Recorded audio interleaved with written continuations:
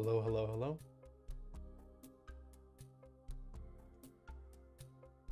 It's pretty loud for me. The music.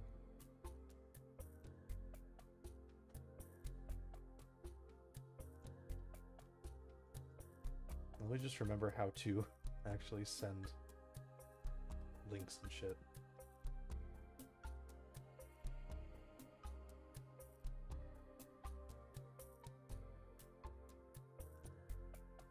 I don't think YouTube can let me do that anymore. Sag, I'll just go to my channel.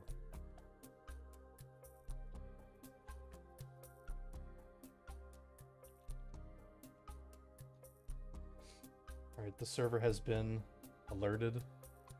I made sure to use Firefly in the thumbnail, so I'll definitely get Cyber's attention.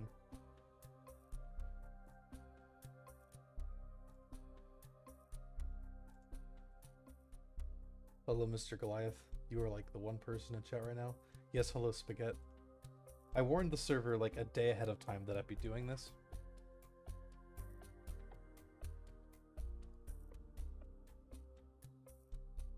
Maybe for some context first, I had been wanting to kind of do something like this for a while, where I kind of revisit. And not in like a this is so cringe way, but I guess more or less because specifically these videos, the two-parter, were supposed to be like the definitive, like this is what RWBY alt is. And with respect, it's been like 5 years. And not only has my cadence changed immensely, but also just the story itself, I think, has evolved in a very extreme way.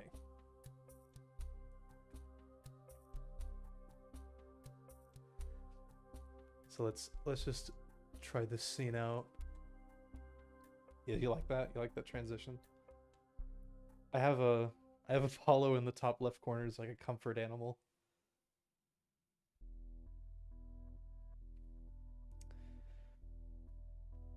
Part of me like acknowledges that at the time this was definitive. Like this was attempting to bridge the gap, make unknown things known, be a little direct with what it is, what it sets out to be, and sort of lay the groundwork. But as I said, it has been 5 years, and I feel like instead of like making a whole other video with editing and effects and voiceover, just notice him, that this would just be easier to just like go through these and talk about what has changed, what is different, or how could I have improved, or whatever, because these videos just aren't very accurate anymore. They don't really reflect the vision, or they don't really reflect my interest.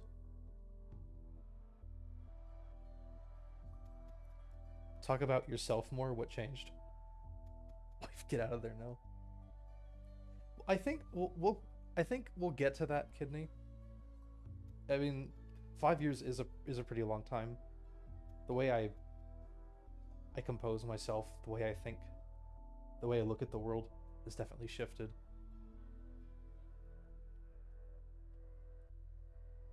And I'd like to just touch on that a little. Now I'm going to turn down the Halo music a bit, just to confirm volume is like good. I'll leave like 10% here. Well, I'm glad we've got 20 viewers. I think that's almost as many people as there are in the World Engine.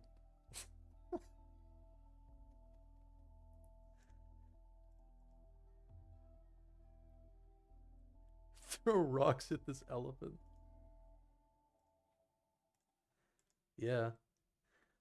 All right, well, with the ending of that song, I think that's a good segue to actually just get into it. So if you're just joining us, to reiterate, I want to go through this two-parter and sort of give more detail or like update what has happened so far with alt, because if in case you don't know, it is something that I still have in my mind a lot, and it's just one of those stories that kind of picks away at you. So I feel like it would be responsible, instead of just doing this huge video about the stuff that's changed with voiceover and editing and effects, that I would just do a stream. So that's what this is. So starting off right off the bat, hold on, I've got a good idea actually.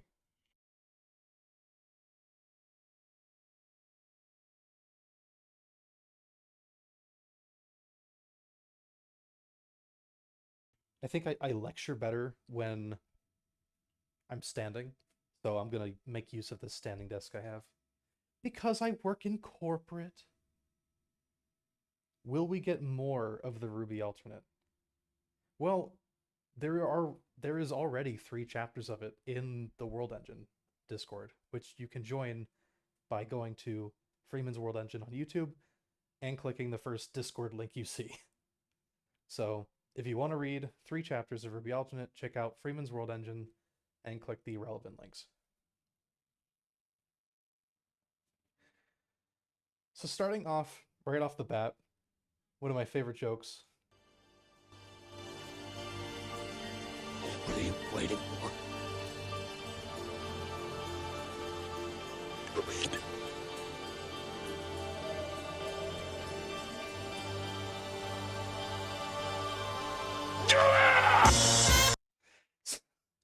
So that's not relevant to the lore at all. I like the bit. I like, just the fun of it. And I always really like that scene from Watchmen. I never really see anyone meme on it, and I think the other time it did was, I made a video of that on Genesis Films. It says no fuck off, and then like you hear the audio from Watchmen with the people just exploding into vapor. So I really love memeing on that scene. That's not relevant. What is a little more interesting though is like this title. I wanted to really make this like kind of the thing for this channel, especially when it comes to just like the opening. But it's like stolen from Barry, which is definitely a through line for my ability as a story writer. Is there's just a lot of stolen ideas, for sure. So that is a little more relevant to conversations about RWBY. Now, before we get into the part where I actually start talking, which will be infuriating, I do want to address the actual cadence that these videos were done. So clearly, 5 years ago, Seth was very cool, and I wanted to be very cool. So I intentionally or unintentionally took on that cadence, that sort of talking, and I figured it would just make me sound more confident. But in hindsight, as far as communicating the ideas and the world across, it feels a little arrogant and unoriginal as fuck. And that's like the biggest obstacle for these videos too, especially with the second one, is that the way I talk just reminds me of the kind of person that I'm not really anymore, and it makes me upset. It's really hard to like watch these and just like take them at face value, because I'm reminded of like, it's a long time ago. And that wasn't a great year, 2019. This is the tail end of that. So without further ado, let's watch the newest Seth video, or I should say the oldest Seth video. You might be asking yourself, Jerry, why? It's simple. If RWBY Alt, Cherish, the fan base, and hours of watching riot footage from Europe have taught me anything, it's that democracy has failed. I'm going all in. I hate to pause on Weiss, but I remember Cherish. That was Saito-kun's project. They I don't think they're doing that right now. I'm not sure what the plan is with him. But fun fact, some of this footage I used here was actually used for the Solar history video, if you remember. Solar is one of the projects we did at the World Engine before we moved on to spell stuff. And although we had some fun with Solar, I think we've had way more fun with spell stuff. And it's just like a fun little Easter egg, I think, that like showing the same footage. I did also, if I recall correctly, when Cherish came along, I actually went ahead and made them this map. I just like they didn't want anything different. They just wanted like the world map, but with like outlines or whatever. And I'm pretty sure I like colored this in. I'm not sure why. I felt like just like helping out, I guess. Kind of a peek intro to the video. Yeah, I really enjoy the opening. That's like the one part of this that I don't find infuriating. The rest is just, oh god, shut up. You know? Anyways, Going all in. If you're new here, which you're not, let me give a brief sounded rundown generous at what all. this is. RWBY is a piece of shit. Not the first 3 seasons, not the last 3 seasons. All of it. From beginning to end. No exceptions. It's all terrible. Holy shit. so that's true. I've never liked RWBY ever. When people make like AUs, it's usually out of a place of love or respect, or they feel like there's something that could be solved. No, I am not in that position. I do not count myself as a RWBY fan, and although the prominence of alts would make it seem like I care a lot, I really don't. I could not care less. Rooster Teeth is not my company. It's not. I did not grow up on that. I have friends who watched Red versus Blue and who cared more about RWBY. This is more just a project that got way out of control and became kind of its own thing, and its relevance to the original RWBY, which I'll call RWBY Former, is kind of incidental at this point. Like I still have Ruby Rose, I still have Summer Rose, I still have the Grim, I still have Beacon, but it is almost completely different.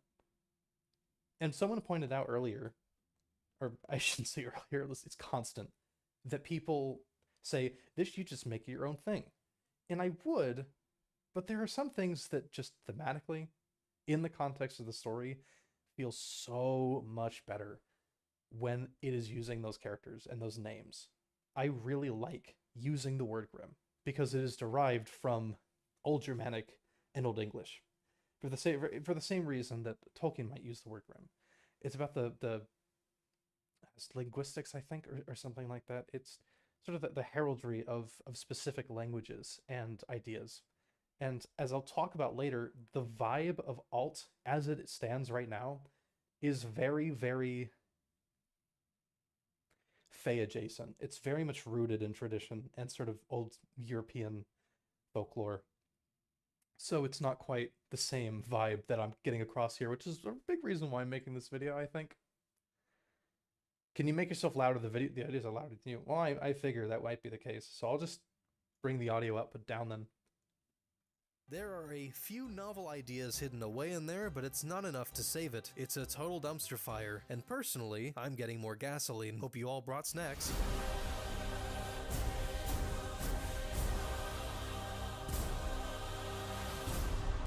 So yeah, rip Brewster's teeth.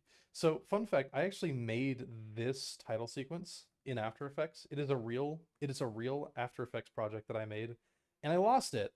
I no longer have it. So the version you see in the Age of Silver is just me reusing the footage from this video, tinted like, I don't know. I think I put like a filter on it. And of course the Rich Evans there.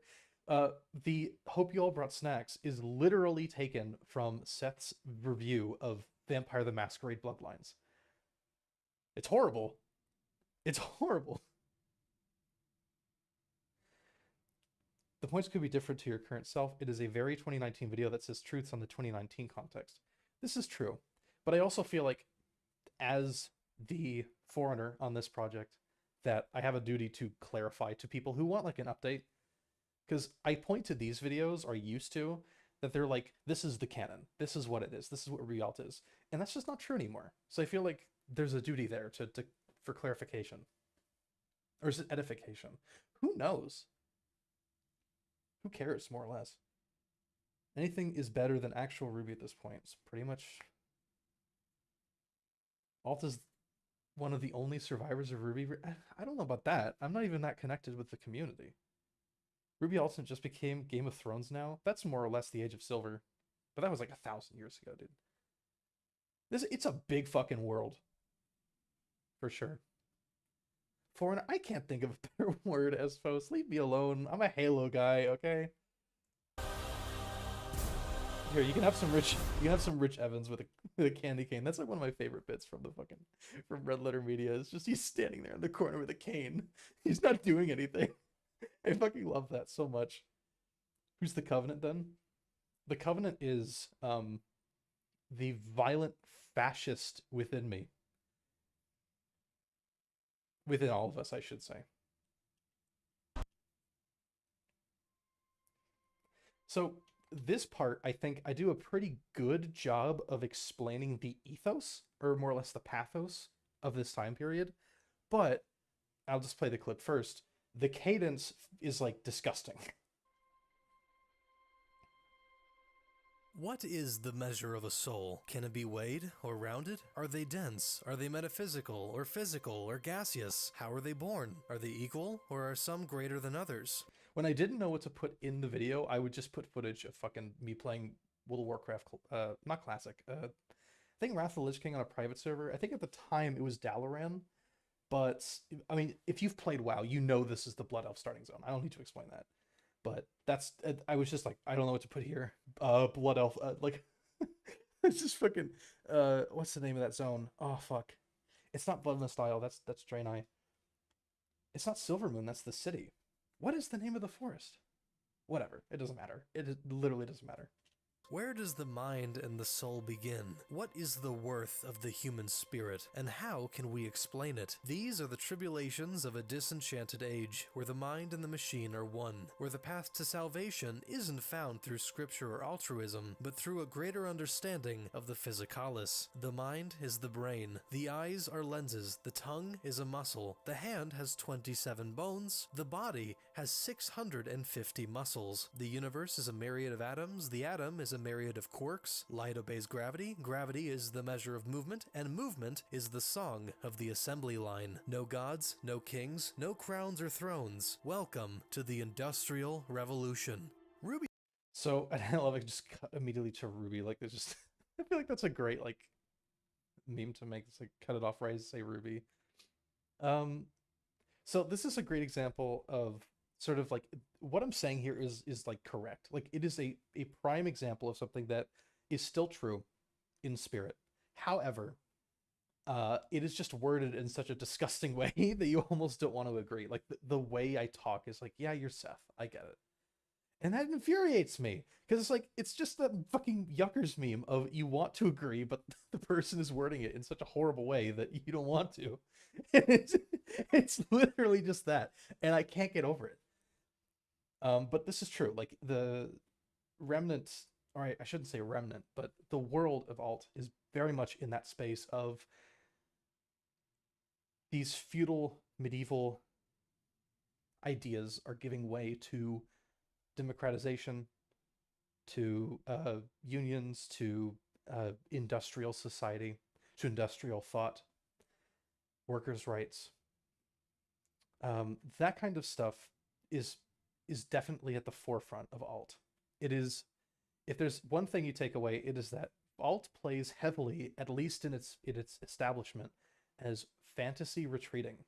This isn't quite like The Song of Ice and Fire, as someone mentioned, Game of Thrones, where fantasy is on the retreat, but then it comes back, and it comes back, and then it just sort of disappears again. It's not quite like that. This isn't quite the same, but there are similar beats.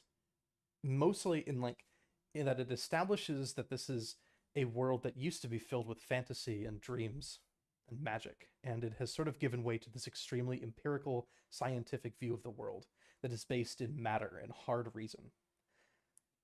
But it's worded like I'm an asshole, so no one gets that. RWBY Alt is a story about fantasy and science fiction duking it out in the mortal world to see who will be the guiding hand of humankind. Spoiler alert. Back when Elon was decently presentable. Back when he wasn't a pedo groiper. You remember that? Y'all remember that? I'm gonna put back the Halo music, and it's just gonna be like background noise, essentially. I'm like 5%, just so there isn't nothing. Yeah, if you don't like Halo music, fuck off. Get out of here. Get out of here. I know what Marty did. I don't care no more. That's not what it reads like. I know. I'm sure it doesn't read like that, but it does sound like that to me. So I have to do this. I have to talk like this.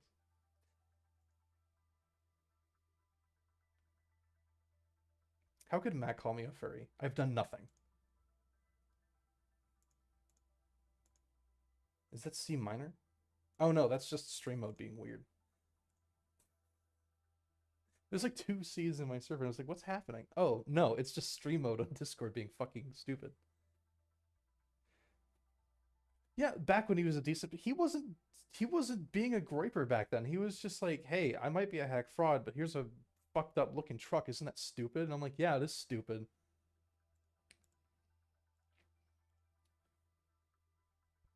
I didn't dislike him. I didn't hate him back then. He was just sort of an oddity, I think.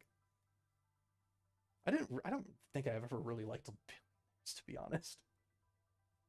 Whatever. We're getting away from the fact, but like, yeah, fantasy and industry duking it out. I think that becomes literal at some point in the story, but we'll get to that. Alert, the old way of thinking, belief systems, fables, folk tales, nationalism, imperialism, and religious doctrine is being rushed aside in the As later alt. stages of this world's industrial revolution. Generation by generation, the masses surrender to the assembly line in hopes Surrender. of climbing the social ladder. Don't worry, they won't. But there was one thing economic determinism didn't count on. Fantasy's secret weapon, an ultimate irredeemable evil that can't be studied and, even worse, can't be colonized. The Grimm, a race of... God, I fucking hate that picture. God, if you know like anything about the conquests, it's just like, sure, the natives did practice like human sacrifice, but was it really better when the Spaniards came along? It doesn't. I think, there's kind of a lot of horrible shit that happened.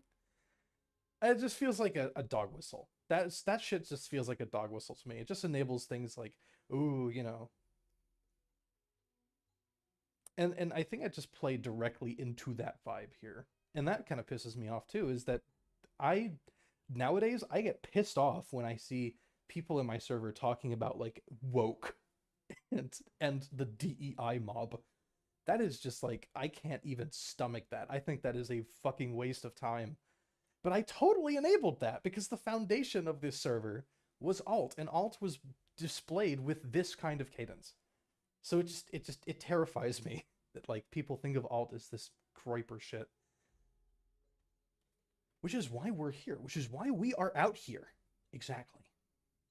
Of intangible shadow demons that can take any form and fuck your shit up. They started showing up around the time that the old empire fell, although their relation isn't quite known. Most religions theorize they came from the dark side of the moon, and when the moon shattered in an event known as the Fall, they came crashing down to Terria alongside a vast quantity of lunar dust, which we'll get into later. The Fall is a totally unknown and completely nebulous event that has been the center of scholarly debate for the past millennium. All we know is that the moon shattered, the Grimm showed up, and the Empire fell apart, ushering in an age of total anarchy, with the major exception of a province known as Atlas. Atlas was the original capital province of the Empire of Marathon, and when the...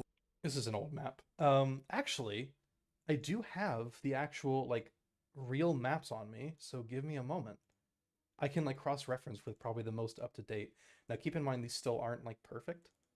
But these are the maps I used for the Age of Silver. So this, what you're seeing right now, is basically the bounds of the original Empire of Marathon. The Empire of Marathon was a very human-centric country, but like a lot of countries in Terria, it had its own sort of diverse population. But these borders essentially following the Southern Desert and the Bora Mountains, the Great Cliffs, all of these essentially form the boundaries of what used to be the Empire of Marathon. And now, 1600 years later, it is now the outer boundaries of a huge kaleidoscope of nations, including Torrent, Atlas, Gaius, Dover, Vital, Calibrir, Mistral, Barador, and the First Banks. Oh, and the Bora Principalities. They're just kind of chilling over here. Could you upload that somewhere? I've uploaded it several times in the Discord server, so there's your motivation. Go check that out. I still have not filled in these nations. And I know Kay has told me multiple times I should do that. And I probably should. I probably should. In the very least, just like, create some, I don't know, Liechtenstein bullshit. Luxembourg's. That's kind of what these feel like to me. Because I don't want it to just be these, like, countries. I want it to be a little more varied in like, scale. Create some buffer states, But that's not the point. The point is that this map is outdated, and these cities are just no. What is this? Fort Eisenhorn? Yeah, German didn't exist back then, sir. Anyways, The world unraveled, they relocated all of their armies and aristocracy to the capital in hopes of preserving order and their fucking lives. Thankfully, enough of the province emerged unscathed for them to re-establish order. But not so luckily, the moment they stepped out of their bunkers, they came face to face with an army of Grimm spreading rapidly across the surface of Terria. Only so much of their military could be used to fend off these creatures, keep the peace, and reclaim their lost territories. So I'll just stop here. A lot of this information has been retconned in the Age of Silver video, and you can watch that if you want. It goes into far more depth than this video ever will. And the cadence is not me sounding like an asshole, which makes it far more palatable, I'm sure, for most people. So go check that out if you want more details on this period of history, but you probably don't, so let's keep going. Needless to say, it was a shit show. Eventually, some absolute mad lad came up with the brilliant idea of a eugenics program where warriors could be bred and trained to ward off these aliens and function as military police. Surprising literally no one, the program was not very popular. I watched this movie recently, The Madness of King George. I knew about it for a while, and when I made this video, it was sort of a meme. And I mean, if you watch the original videos, I bring it up a lot. It's like, I am the King of England! And it gets bring up a lot. It's kind of an inside joke, I think. I don't think I've seen it that often though. So I rewatched it recently. Very good film, excellent film. Highly recommend it. I also watched a lot of other films. I watched Kings of New York, The King's Speech, and I'm currently watching Andor, which is kind of a non-related, but I'm really enjoying it. There's a lot of good films out there. I feel like people just bitch too much about films. There's really good stuff being made. I think they just like complaining. Honestly, because this kind of stuff, you can watch it for free. I'm not going to tell you how, but you can. Popular. What the hell? So naturally, Atlas began abducting peasants to fill their quotas. At least, that's what the Northerners want you to think. They were just peacefully persuaded into becoming emotionless killing machines, you fucking Taurian scum. After rooting out the weak and building their hunters into a force to be reckoned with, eliminating any doubt to the validity and strength of the Empire and brainwashing them into total service to the state, Atlas began taking back their province. 500 years later, and the Grimm are finally put. Barad-dûr is like the middle child that keeps being forgotten. God, Barad-dûr is probably secretly based, and we probably will never know. I mean, I do have one character that's from there. I do. I want to use it in the story, make it relevant. But yeah, it hasn't gotten much attention in these videos at all. Pushed back. It is just Halo. Yeah, that's what the hunters are in this story. They're just Spartans. But here it's like a weird fusion of Spartans and also, what's a good example? Well, I know someone's accused us of Game of Thrones, so I'm not doing myself any favors by mentioning this, but sort of the Blackfire rebellions of the Song of Ice and Fire, where sort of false pretenders to the Iron Throne arose during the reign of the Targaryens, and they were basically Targaryen bastards, and they were sort of small folk that, were born from a Targaryen royal and some common person. And this led to a lot of wars around like who should get the Iron Throne, because obviously nightmare. And I think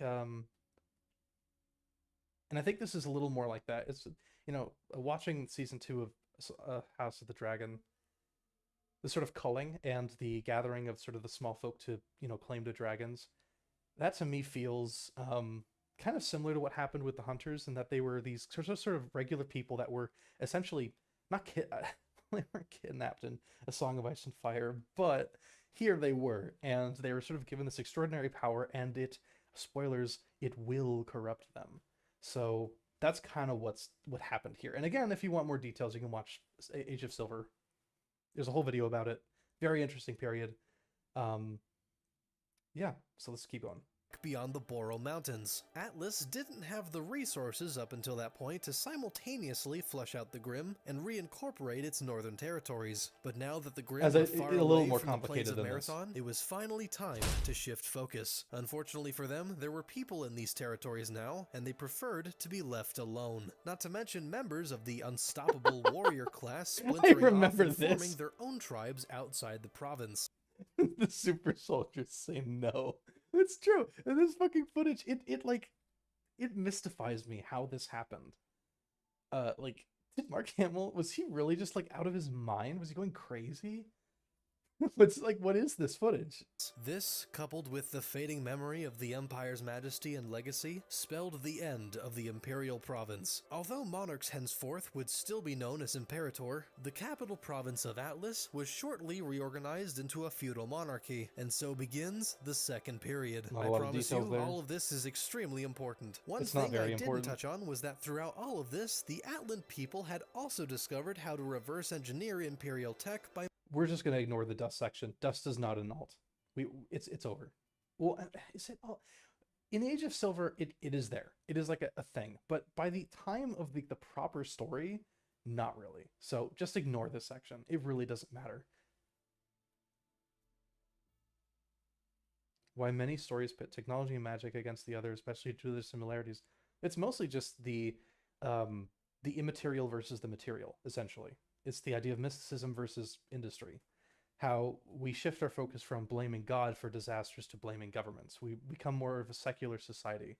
And yeah, there's plenty to do there. I think even Tolkien was the first to talk about that, because he was extremely he loved that, and he saw all industry as sort of moving away from that which made us very human. Will this stay on as a VOD? Absolutely. And I'll probably add chapters too for the different videos that I'm covering. Alex Jones yelling rape for he does say rape twice. But that's just the time. That was just the times. It was just the times. You really did just do him. Yes, I did. I'm not joking. A little brain. This was in 2019. This is 5 years ago. Surely not. Or 2018, I should say. That's when Last Jedi came out, I'm pretty sure, right? No, that was 2017. That was even longer ago. That was 7 years ago. So did he lose his mind then? I don't know. I think just because he was pro-Israel doesn't mean we have to bag on him for his entire career now. And I would argue the same for Marty.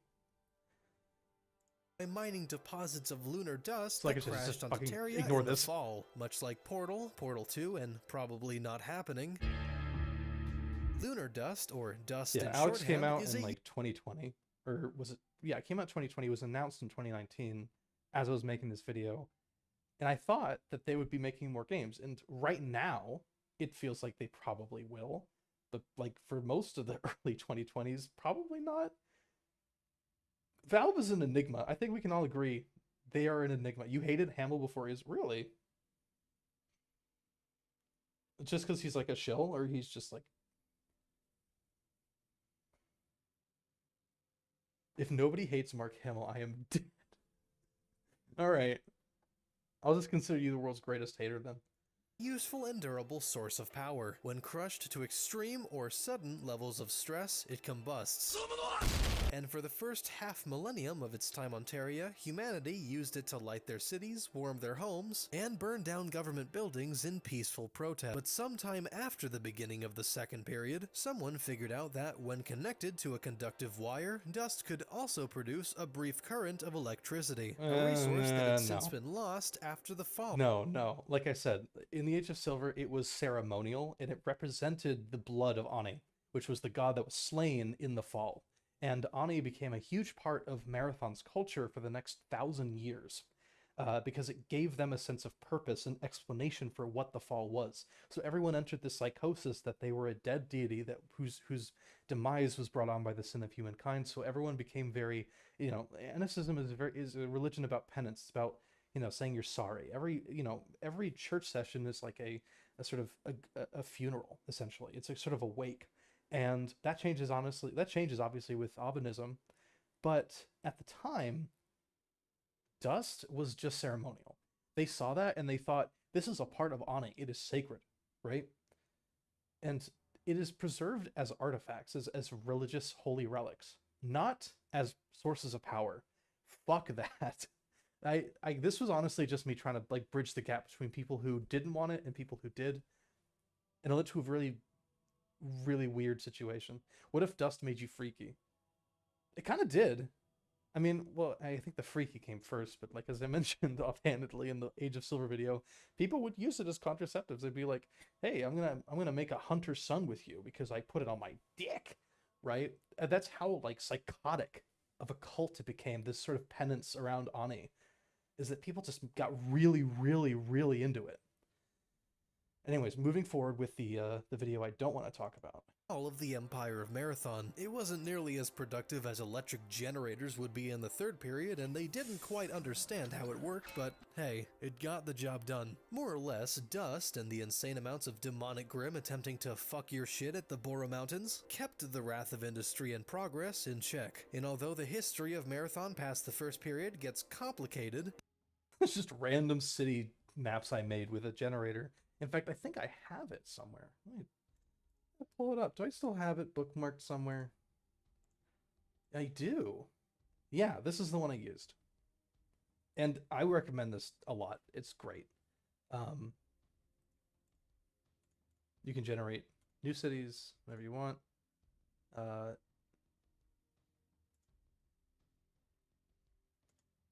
Change the style, how big it is. Yeah, I really recommend this.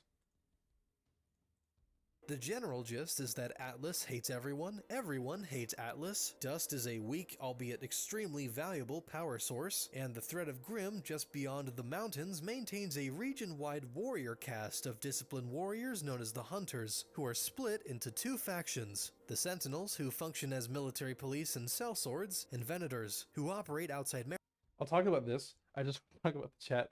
Dust Drugs is fucking hilarious. And I like the idea that people are so psychotic that they would just like do that kind of stuff. But it is a little silly. Like, I don't want to get too crazy about that, honestly. I think I was excited about it, or at least we were excited about it back when alt was like a thing, because it was so like novel. And because it was so funny, the idea that they would do Dust Drugs and fucking explode. And it's still funny, but that's not like, we're not reaching for like that level of cruelty and black comedy, you know? Would you say that there were different ways to perform the Age of Silver ceremonies, like some do Spaniard Catholic pain ceremonies, but others do the Mexican skull paint and feast? Yeah, I'd argue that it definitely varies with culture to culture. As I mentioned offhandedly in Age of Silver, I wouldn't say offhandedly, this is kind of a big point. The way they see the fall is very, very different. Their theories about what happened vary significantly from culture to culture. And not only that, but the way they process it also is very different. And while everyone ultimately submits to Onicism, I think the culture of penance varies significantly with every culture. Because obviously, for you know, to say you're sorry, to show forgiveness is different for many kinds of people. I'm sure the Mistran's version of it would be significantly different from, say, the Atlan's version, or the Botador's version. People are snorting laughing gas right now, losing oxygen for the hit. Yeah. A case can be made. I just don't want it to be ridiculous, because them exploding is ridiculous. Like, that's a level of insanity that is difficult to like sell. Like, seriously, like, oh yeah, this is really dark, and no, they're fucking exploding like bocce. Like, it's I just can't, like, it's just really hard to like sell that in my mind. I thought you just used a Red Dead map or something. That's what it looks like. Jerry, not 2 minutes ago, you were talking about how the HD differ after DCX for Monster and I mean, yeah. Surely the Dust Drugs are chill. Probably. I'll have to think about it a little more. Maybe like the effects can be like, we're not, whatever. We'll talk about it later. Join the World Engine for more interesting topics, like whether Dust Drugs make people fucking detonate. I can imagine look at snorting that Dust Drugs and exploding now. Do you think they just do that to explode, or do you think that's just a sign? Nothing changes, but it's unserious. That's probably true. Anyways, senators and vendors. So as Saito-kun mentioned, and I forgot, I made this detail after like I stopped working on it with the Discord, and as I was working with Cherish, I picked up on this separation that they had made between hunters, with venators, because venator is Latin for hunter. So I guess that tracks. Obviously, in the Age of Silver, I think this is explained a little better. But to clarify, I'm pretty sure, I'm like 90% sure, that this dichotomy was stolen from Cherish. So it's a little, it's, I already apologized, I think, but I want to apologize again. This is like not my idea, the dichotomy. So that goes to Saito and their team. But if, in case you don't really know the difference, I'm sure I'll explain it here. But to clarify, Venators were the first hunters, and they were created to push back against Grimm. And today they operate outside of the Boro Mountains because that's where all the Grimm are. Sentinels, by contrast, operate within Marathon and serve as sort of military police. I would consider them like officers, essentially. And especially now, they are more like highly trained soldiers, right? And Hunter Academies are sort of like military academies in that regard. Marathon and generation by generation push back the demonic menace. There's also an ancient-ass dam that Atlas uses to control the free banks downstream, and the free banks can't do anything about it. But the Hovel Dam, in and of itself, is a story for probably not another time. Where are we? 100 years ago? Gundam Faunus. Anyways, the Hovel Dam. Man, that's a great idea. I really love the Hovel Dam. I did not come up with it. Someone else did, and I don't know if they're here. Who wants to claim responsibility for the Hovel Dam? It probably isn't you, but who wants to pretend it was you so we can say thank you? Because it's a cool idea, and it would definitely make sense for Atlas to use it as a way to strong arm the Free Banks into submission.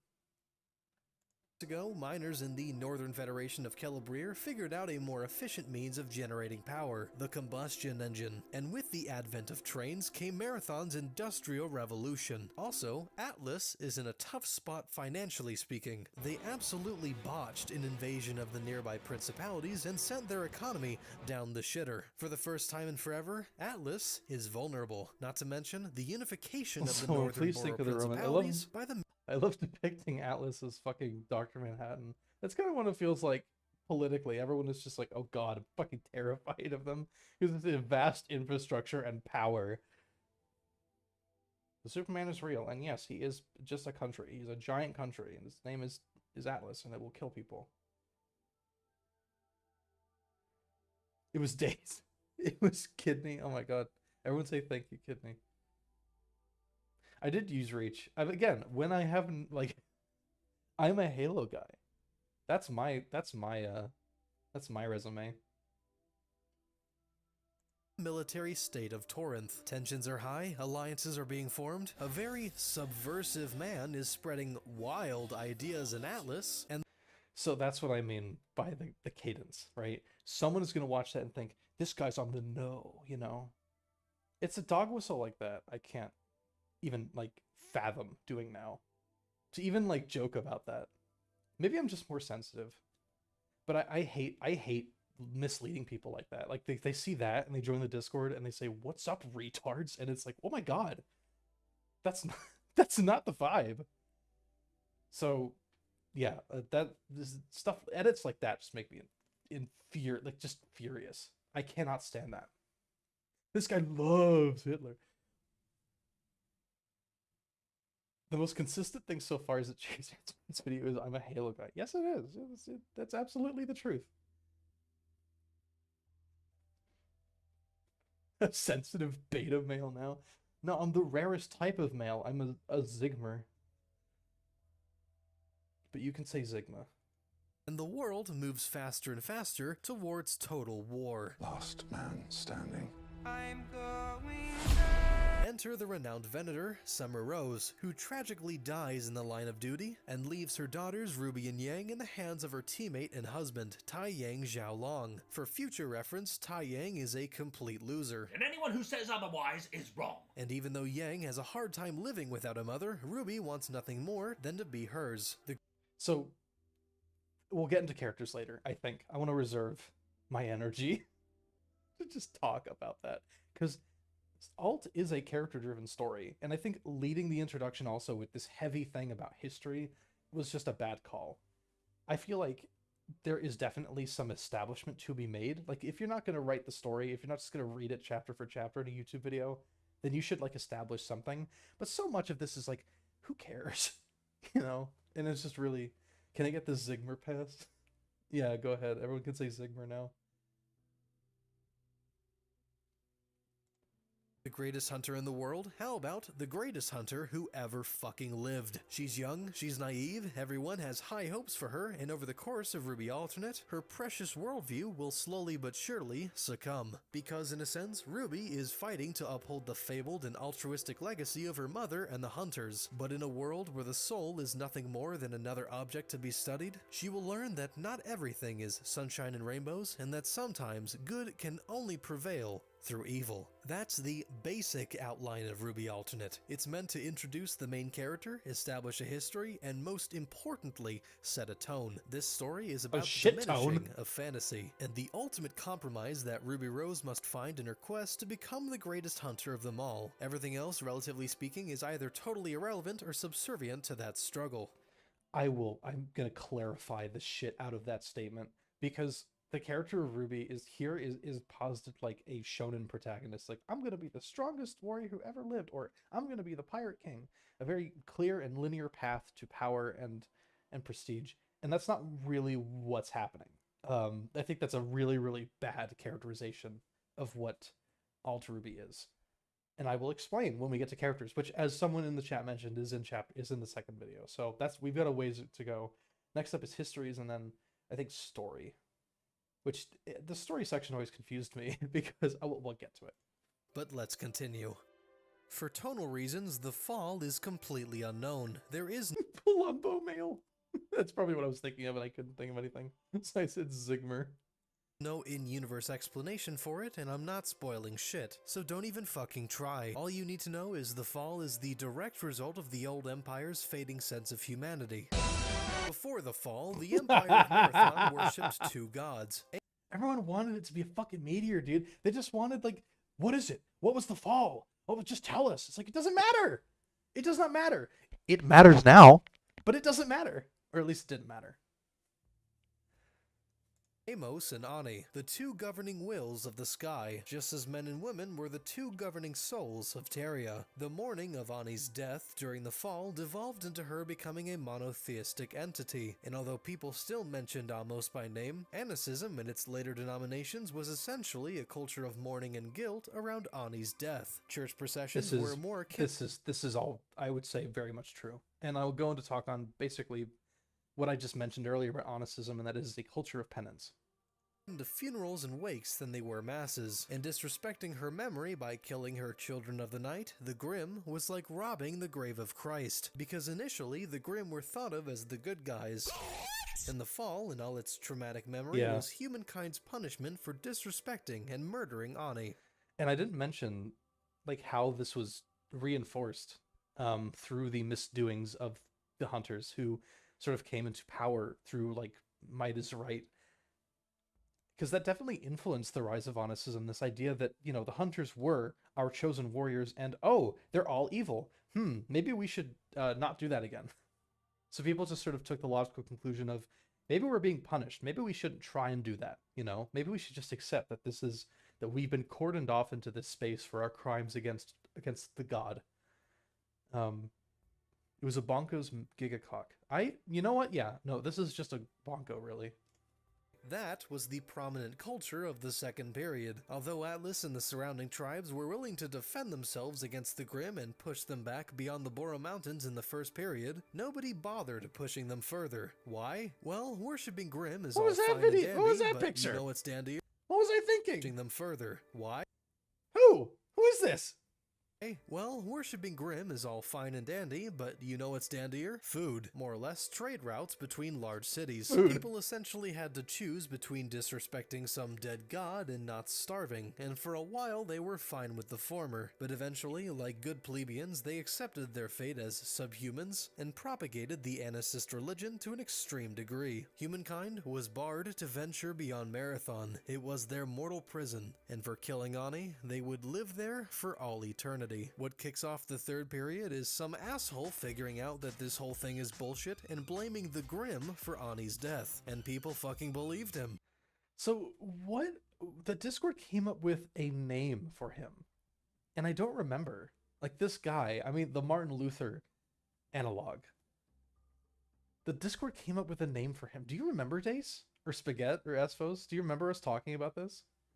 We came up with like a funny name for him. It was like Jonathan Maximus or something. Anyway, there's a pretty big delay, so we'll just keep going. We'll hear it later. Because when you think about it, a shadow demon with zero redeeming Jonathan Tronathan. Jonathan Tronathan's really good.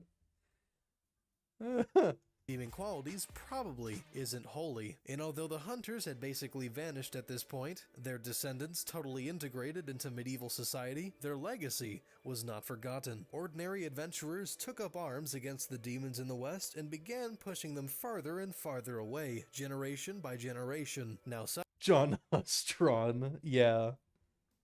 He probably has more like in common with him than he does with Martin Luther, because Martin Luther had objections to the present doings of the church, not necessarily the doctrine of moving past the Bible, which is inherent to the Catholic Church because in their mind they wrote it, so it doesn't matter. Yeah, he probably does have a lot more in relation with John Huss, actually. I didn't think about it like that. Suddenly, the metaphysical qualities of Venators and Sentinels, what scholars dub the aura, is Luther God's White Edition? No, Spaghetti! That's not the right one I'm talking about. gift to humankind, to fight back the darkness in her stead and vanquish her enemies through her benevolent grace. Aura is just the general sturdiness that hunters have in combat. There's nothing particularly special about it. Everyone has it. It just varies depending on the experience. Aura and semblance, not here. Let's just ignore that entirely. Because dust is somewhat still prevalent. It's still kind of there. Aura and semblance, forget about it. I might be a Halo guy, but I know Halo shields when I see them. And that is just a shield. That's what they make it, is they just make it a shield. They make it pop when you want people to look like they're vulnerable. And I hate it. I hate it. I hate it. I hate it. And semblance too. It's just got superpower. It's not the vibe. It just makes them into superheroes, which doesn't make the crossover. They did very surprising, honestly. No more magic. Well, not from them. We could be a little more creative than just giving everyone superpowers. Come on. That's so boring. Sorry. I just hate it. I just hate the way aura and semblance are in the show. Naturally, the first hunter groups were organized You lied to me! You lied to me! You lied to me! into monasteries and religious orders, as the nature of hunting Grimm was in and of itself a matter of religion. Over time, Venators beyond the mountains began unearthing valuable riches and relics from the imperial period, prompting many governments and wealthy individuals to abandon anicism for its modernized anti-Grimm reformation, Avanism. Today, hunters are starting to get antiquated. The advent of firearms did little to subdue the resurgent warrior caste, but what did deal a crushing blow was the advent of industry. Yeah, the samurai, essentially. I mean, if you think about like the way the samurai have been adapted into a lot of fantasy, and then also, I mean, just a good example is Star Wars. It is the same vibe, essentially. Hunters aren't really messed with, but this is like Meiji Restoration. The samurai are a force to be reckoned with, but they're also on the way out. And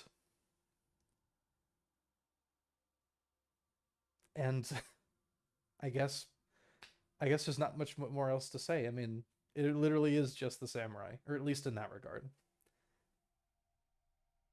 They fucking armor lock in the late volumes. I wouldn't be surprised. They just ran out of ideas of how to make it interesting. Jerry, why did you even watch RWBY if you weren't even a Rooster Teeth fan? I don't know. I guess it was just people were talking about it back when it came out, like 2013, and I think the big question among the anime intellectual community was whether or not it was an anime because it was made in America, but it looks like an anime. And the answer is it's not.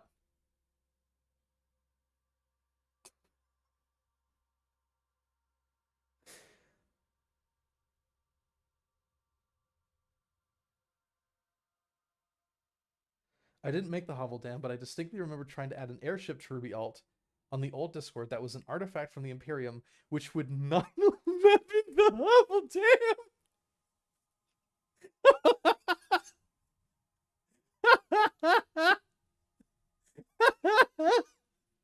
Oh my god! Oh, not again! Uh, oh yeah, okay. I did actually, you mentioning that somehow brought it back to the Grimm in my mind, and I think I want to talk about Grimm when we get to RWBY, so I'll just keep that in mind.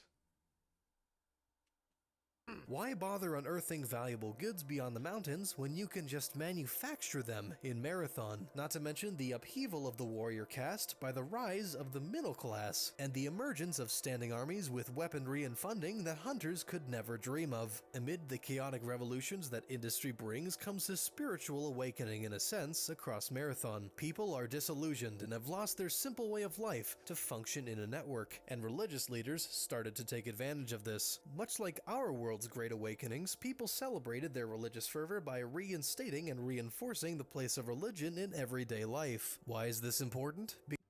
Well, I like the picture, but this isn't really relevant. I think the purchase and the reformation of Beacon is not really what it's like in present alt.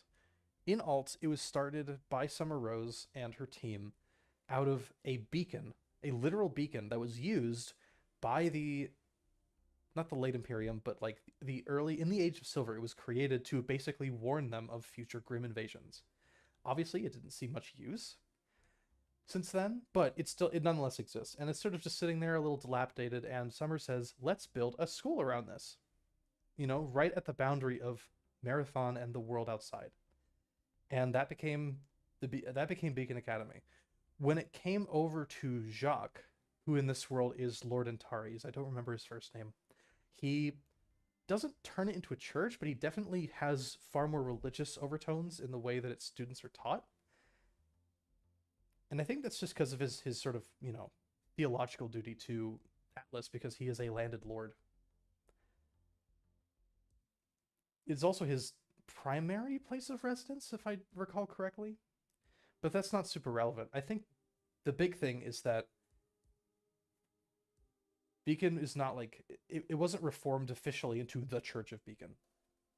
I think they refer to it as a church, more or less, because there's been a lot of developments in it that would make it a church.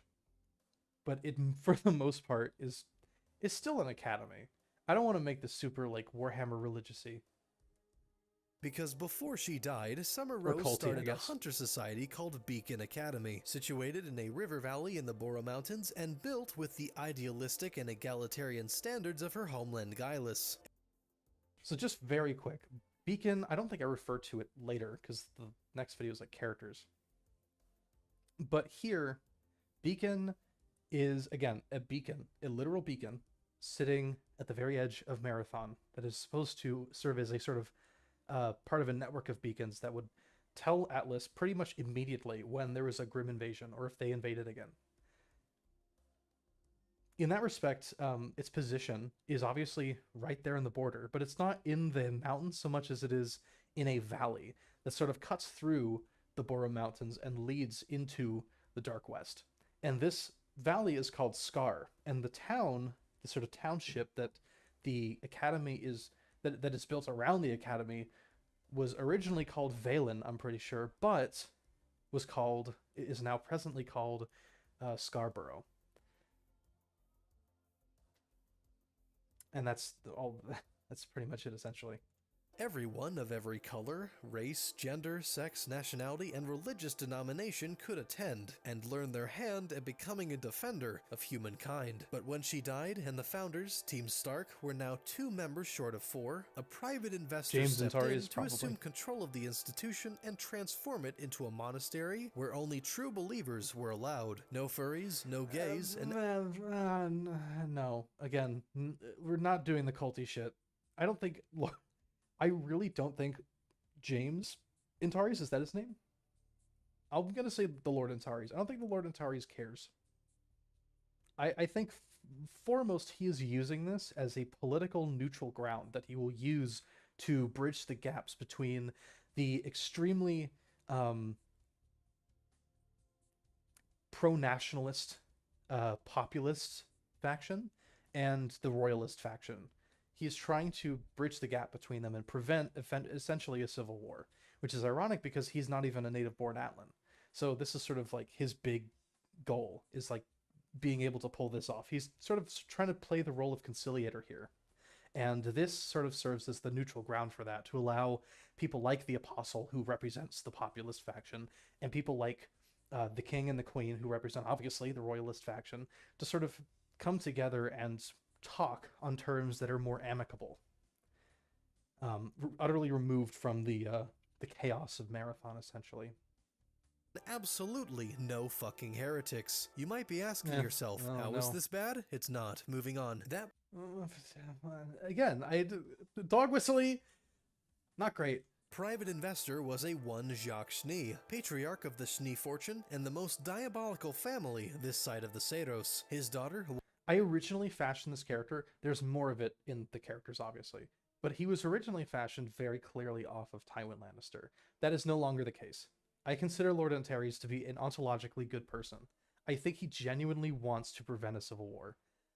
But he tragically is not able to achieve that because of this character. We will get to her. We will get to New Weiss very soon. why Schnee isn't a hunter, but she spends so much time at the Church of Beacon, she will ultimately decide to become one. That's enough history, though. Let's talk story. I know, scary. We know what this story is about on a thematic level. Fantasy versus science fiction, set at a junction where the world is rapid. Good hunting. I really enjoyed this short for Love, Death, Robots, and I really enjoy Love, Death, Robots in general. Great series. I don't love that they're just making fucking video game shorts now. I don't know what that anthology is. Really don't like that. And they might lean into the, I don't even know if it's fucking out yet, but it feels like they were gonna lean into the whole like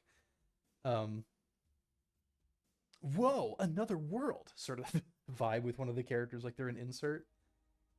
I don't want that. I don't think we should be investing any more time into the past at all. It's become extremely toxic in media, to the point where it's like, I was talking about Andor earlier, and I know they're renewing it for a second season, I'm pretty sure. Is that true? Are they renewing it for whatever? The point is that the lesson they're going to learn from that is the same they learned from The Mandalorian, which is not that people want new and interesting Star Wars stuff. What they want is more of The Mandalorian and Andor, which is not true. The reason why we tuned into those is because it's like, it's different. It's new. It's like, wow, this is a new take on Star Wars. And Andor especially is just turning out really fantastic. I'm like in the middle of the prison arc. The Eye was a great episode. But yeah, Good Hunting, very, very... I very much agree with this. It's a great comparison. Rapidly evolving into an industrial network. A main character who fights for the sake of fantasy but doesn't quite understand the implications of either and refuses to accept the futility of fighting the future. Our endgame is a compromise of recognizing the efficiency and welfare Yin Yang is, yeah, again, Good of an Hunting. industrial state, but also respecting the human element of fantasy. Just because the soul may exist doesn't necessarily mean we have to measure it, which is, ironically, a mindset the Discord couldn't accept. Good riddance. This is true. The Discord was very anal about very fine details. I mean, we had literal scientific papers, and I did a very, very bad job at preventing that. Horrible, horrible leadership. But that doesn't mean that I bear all the responsibility. Not gonna lie, I did think you were a right-wing person first watching the video. That's what I'm talking about. It's just that shit. You know, give up the wrong vibes.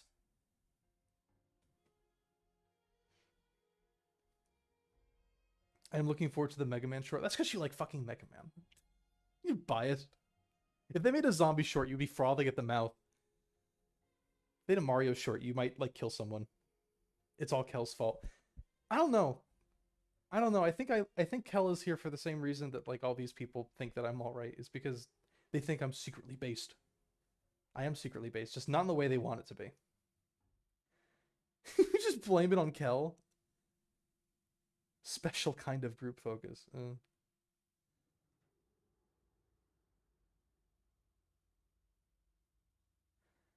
Well, this is also a long time ago. So I forgive myself. I just want to like edify exactly what I mean here. Or I should say clarify. I don't know the difference between those two. It wouldn't be an industrial revolution without a good old-fashioned global conflict as the climax, so the final act of this story will be situated on events relating to a world war and the downfall of Atlas. I wouldn't say downfall, but definitely the eclipsing of Atlas. And I'd say, honestly, the eclipsing of sort of imperialism as an idea. The Great War is still definitely the last act of the story in a 3-act structure. It will take up, it would basically, most of the story will be building up to it. How our main characters fuel it, how they try to prevent it, how they fail, and how they navigate through the Great War and ultimately divert it into a unified international effort to prevent essentially the annihilation of humanity. But I won't give too many spoilers. Everything leading up to it will also somewhat focus on the rise and influence of an extremist populist group in Atlas known as the Kurzheim, led by the apostate John Nikos. You're fucked. What do you mean we're fucked? No, I do not. So Kurzheim, I like the name, but I'm pretty sure he changed it. I don't remember what the new name is, and if someone in chat can tell me, I'd like it. I'd like to know that. Now, when I think of John Nikos, I still think of Jaime Lannister. Not necessarily the character, but definitely just Nikolai, the actor. I think he just has the demeanor of that. A little sly and probably a little insane, but I don't want to characterize. I think the worst thing I could do in alt is make people objectively good or objectively evil, because even though I said Lord Antares is an ontologically good person, he still lashes out. He gets fucking furious at Weiss for certain things, although it's totally deserved. It's definitely like, you know, repaying violence with violence, and it's not great. So that's the last thing I want to do, is be like, yeah, Nazis can only be like these creatures that come from Germany. I feel like there has to be a special focus on how people in general are capable of all these things. It sounds like a made-up word. I don't really like it. I think it was changed because Kurzheim sounds too German. And there is no German in Atlas. Atlas is faux Byzantine French. So it needs to be different. And how its victory over the monarchists ultimately leads to the Great War of Marathon. It's only fitting for such a legendary nation to see its end with a bang. Eris Victor, brothers. The war is important because it's not just a turning point for Marathon's history, effectively another dog ending whistle. the reign of Atlas, but also because it's an ideological turning point. Much like our own world wars, which kind of get squished into one here, people start treating industry with much more scrutiny than before. Throwback to our own industrial revolution, where people began asking why the meat smelled so funny in 1906 and advocated for sanitary reform in the food processing industry. Random example, I know, but that general attitude of stepping back and realizing that maybe using poison gas on soldiers is unethical is what people will ultimately get out of this war. It may even bring about the end. Grimm is also German. Yeah, but it's rooted in more like old Germanic sort of Saxon lore, you know? And a lot of it is also Nordic as well. There is precedent for that in the more fantastical aspects. So Grimm is relevant. It works. Koreskia. Yes. Was it Koreskia? Something like that. I feel like we had this conversation. Koreskia. That sounds Byzantine, I think. That's not better. What do you want from me? I don't even remember. It might not even be Koreskia. I'm sure I'll do like a VC after this and we'll just like talk about it. Of the warrior caste as their effectiveness in battle begins dwindling with the advent of the war machine. It also just sort of makes sense to end an action series with a big war. Get away from her! I don't even know who you are. I mean, like, the joke is funny, get it, right? But is it an action series? Probably not. It's not quite like there. And I know people are going to dislike that because RWBY has always been an action series, and that was like, that's not even RWBY at this point. And it's like, that's kind of the point. You know, like, if I wanted to make something like RWBY, I wouldn't be making... I would just, like, make something else, essentially. Like, I'm not gonna try and match Monty's love of action here. I'm gonna do something different. What do you like about it? We're all still on Koreskia. Um, there's a fascist and ultranationalist French like the action franchise, but they're pro-monarchy. RWBY's barely an action series since Volume 6. I wouldn't say that. There's definitely been some action, especially at the end of 7 and a lot in 8, actually. Although there is a lot of talking. This is more like... I don't know if action is the right word. There are war films that have action in them, but I feel like they're way too intimate to just be called action films. This, to me, feels a little different. I don't know if there's a category for it. I don't want to say drama. That sounds too dry. The 4 lead characters, RWBY included, are in some way directly involved in this conflict, either out of moral obligation to stop the Kurozyme from taking over the world, or because someone or something they love is at stake. I don't know exactly what, but I can tell you now that RWBY takes offense to the cold and industrial ideologies of the Kurozyme, mostly because they're everything the New Church of Beacon stands for. No, I don't think she hates the Kurozyme. I think she's just wary of the world that is eating away at what she was taught. But again, characters. We'll get into characters. Segregation, oppression, discrimination, racial determinism, perfectly reasonable ideas. She sees Yeah, again, dog whistle. the world her mother fought for in jeopardy and wants to protect it at all cost. Does she win? I don't know. The Great War isn't a good versus bad deal. It's a loss on all sides. Because the war isn't just whether or not the Faunus have the right to breathe. It's about how far... Yeah, right. Just throwing the Faunus in here. They're way more important in the Age of Silver, as I'm sure I mean, they got their whole ass section. They're super important. But here they are just kind of thrown in. we should go as humans before we turn into the very machines we... I don't think RWBY can hate anything. That's true. I don't think she can. Maybe she hates herself at some point. But I don't think she can hate anything. I don't even think after the Yang moment happens with her, I don't even think she hates Yang. I think she's just kind of surprised. Like, oh, wow. we build. But Jerry, why can't we just have an evil bad guy to punch at? Because that's racist. You don't want to be a racist, do you? The only real thematic takeaway I don't even know what that was about, man. Was it a dog whistle or was it just me being funny? I don't care anymore. from RWBY Former is to not be a bad person or else you'll get punched a little, and that's fucking stupid. RWBY Former says racism is bad and sometimes shows it. RWBY Alt is about why racism is bad. Race theory, ethics, you know, conversations, as opposed to just pointing in a direction and saying white woman bad. I'm not... Yes, again, worded very strangely, but 100% true. I feel like having these conversations is far more important than just depicting a problem and then solving it by just punching them or humiliating them. The way they deal with bullies or racists or people like Jacques who are just opportunists, very, very weak. It does not offer a better solution. It's just, you are stupid, and hits you. And I hate that. The story's about her learning to hate. Who knows? We might get there. We might not. Ew, we're on the bad song in this. Okay, back to the beginning. All right. Not really concerned with having interesting action, because that's easy, and RWBY already has that in a sense. I'm more interested in why they're fighting than I am in what they're fighting. Ruby Rose doesn't want to fight people, but she ends up fighting them all the same. And people aren't irredeemable. They're not demons, and they're not perfect. So why not go crazy? Something I forgot to include was a basic story outline of the events that transpire. So this is still true. Fire and blood, I don't know about that. That's just the fucking Targaryen words, and I'm not gonna use that. Or am I? I don't know. Fire and blood has existed way before Targaryens were invented, so whatever. Racism doesn't go by saying you're bad. Yeah, it ends when you kill the fascists. Let me just take a look here. I want to think if there's anything I want to elaborate on here.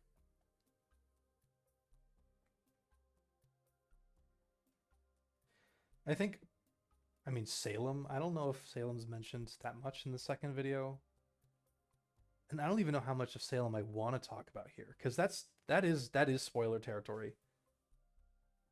And I know it doesn't matter, because a lot of people don't even think it's going to be made at this rate. I don't blame you. It's been a while.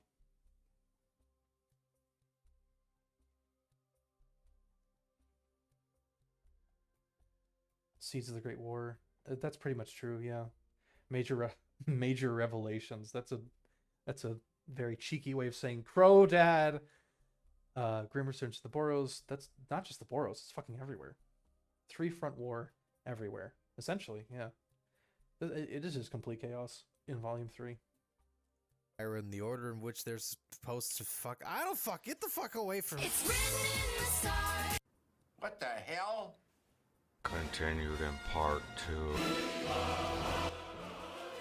This is not part 2. But yeah, Cleopatra in Space. You guys remember that? All right, so that was part 1. What's to say? Not fantastic. I think it spends way too much time talking about stuff that really doesn't matter. Dust does not matter at all. I think even back then, I was like just saying it for the sake of saying it because people wanted to hear about aura and semblance and dust.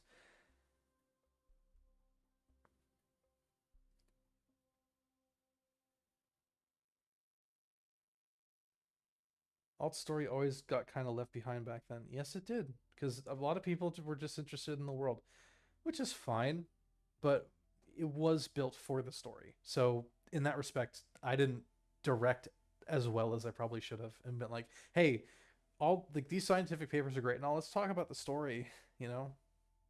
But people just, they didn't care. Here's a real question about Current Times, Jerry. Do you think you'd like to do a massive video of RWBY Alt, small short stories, or just throw a document online and call it a day when it's over?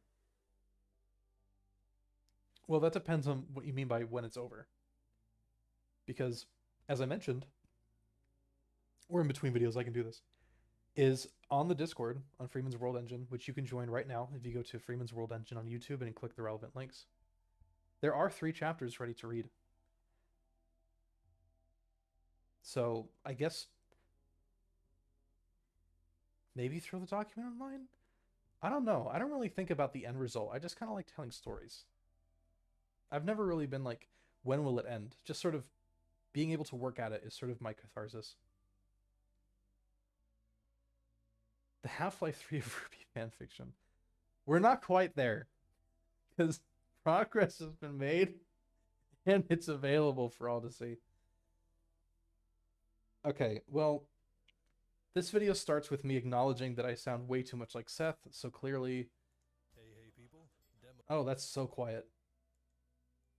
Hey people, demo here today.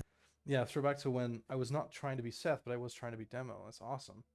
Demo doesn't make shit now. It's just streaming. Who cares? I'm gonna be talking about characters. Big characters, small characters, and characters I don't give a shit about. But first, a word from our sponsor. It's written in the stars. Welcome to hell. Yeah, in space. I mean, everyone knows about Zoe. May I ask how you're using Silver Eyes? Well, this video kind of explains it, but if you want a more apt explanation, you can just watch The Age of Silver. The Age of Silver explains it pretty thoroughly, like what it is, where it comes from, how many people still have it, and how it's relevant by the time like the actual story happens.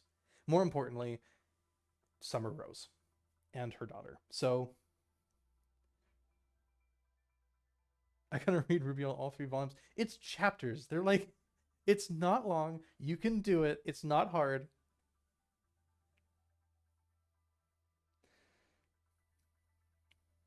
RWBY, you get the gist of it. She's naive, she's young, she's the daughter of Summer Rose, and everyone wants to suck her dick. But she doesn't have one. This creates conflict. No, but really, she just wants to be like her mother. All that stuff about fantasy isn't really on her mind. It's just more or less a thematic bridge to the ideals of the Hunters and Summer Rose. She has issues accepting the hard truth of reality and often downplays it to digest it better. Eventually, shit gets too bad for her to ignore and she starts to question the purity of her worldview. An arc that follows her all the way through the Great War. Endgame? Reaching a compromise between industry and antiquity and deciding to do the right thing even if it sometimes seems insignificant.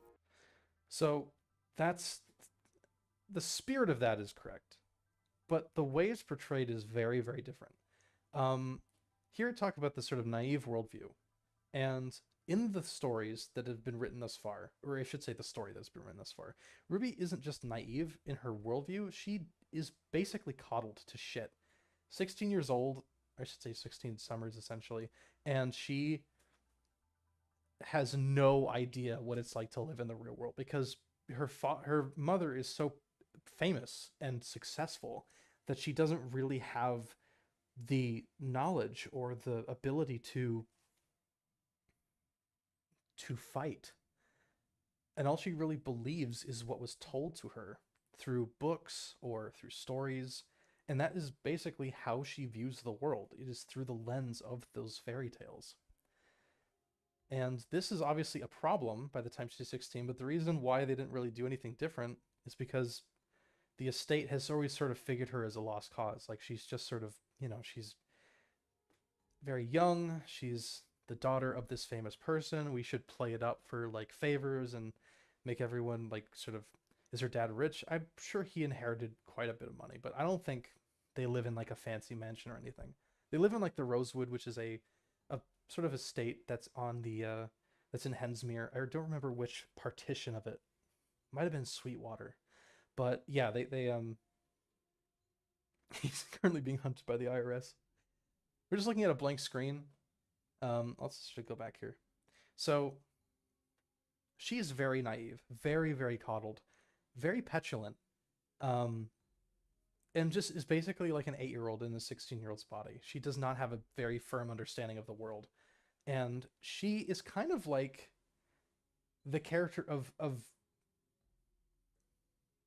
Ruby Former, like how she is in the beginning.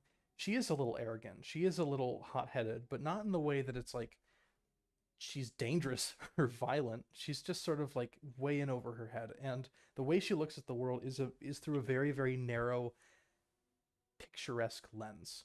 And the story is about challenging that, about taking the world that she thought she knew and sort of subverting that, while also, testing her ability to cope with it.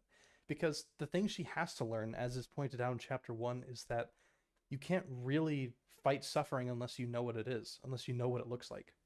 And Ruby doesn't know what it looks like at all. She has lived so comfortably her entire life, and she needs to be able to face adversity in order to know how to defeat it. So, where would I read them? I mean, again, if you look up Freeman's World Engine on YouTube, there should be some Discord links in the relevant videos. So go ahead and join us, and it should be pinned in the marathon chat. How coddled can she be if she's just middle class in 1910s? I mean, Summer Rose was pretty famous, so they're coddling the shit out of her. And at some point, someone in the estate says, no, she's got to go to Beacon. She's got to learn how to be a hunter. We're not gonna like dress her up like a doll and use her as like a museum piece. We're gonna be responsible and make her into a real hunter, into a real heir to Summer. So that's what they do.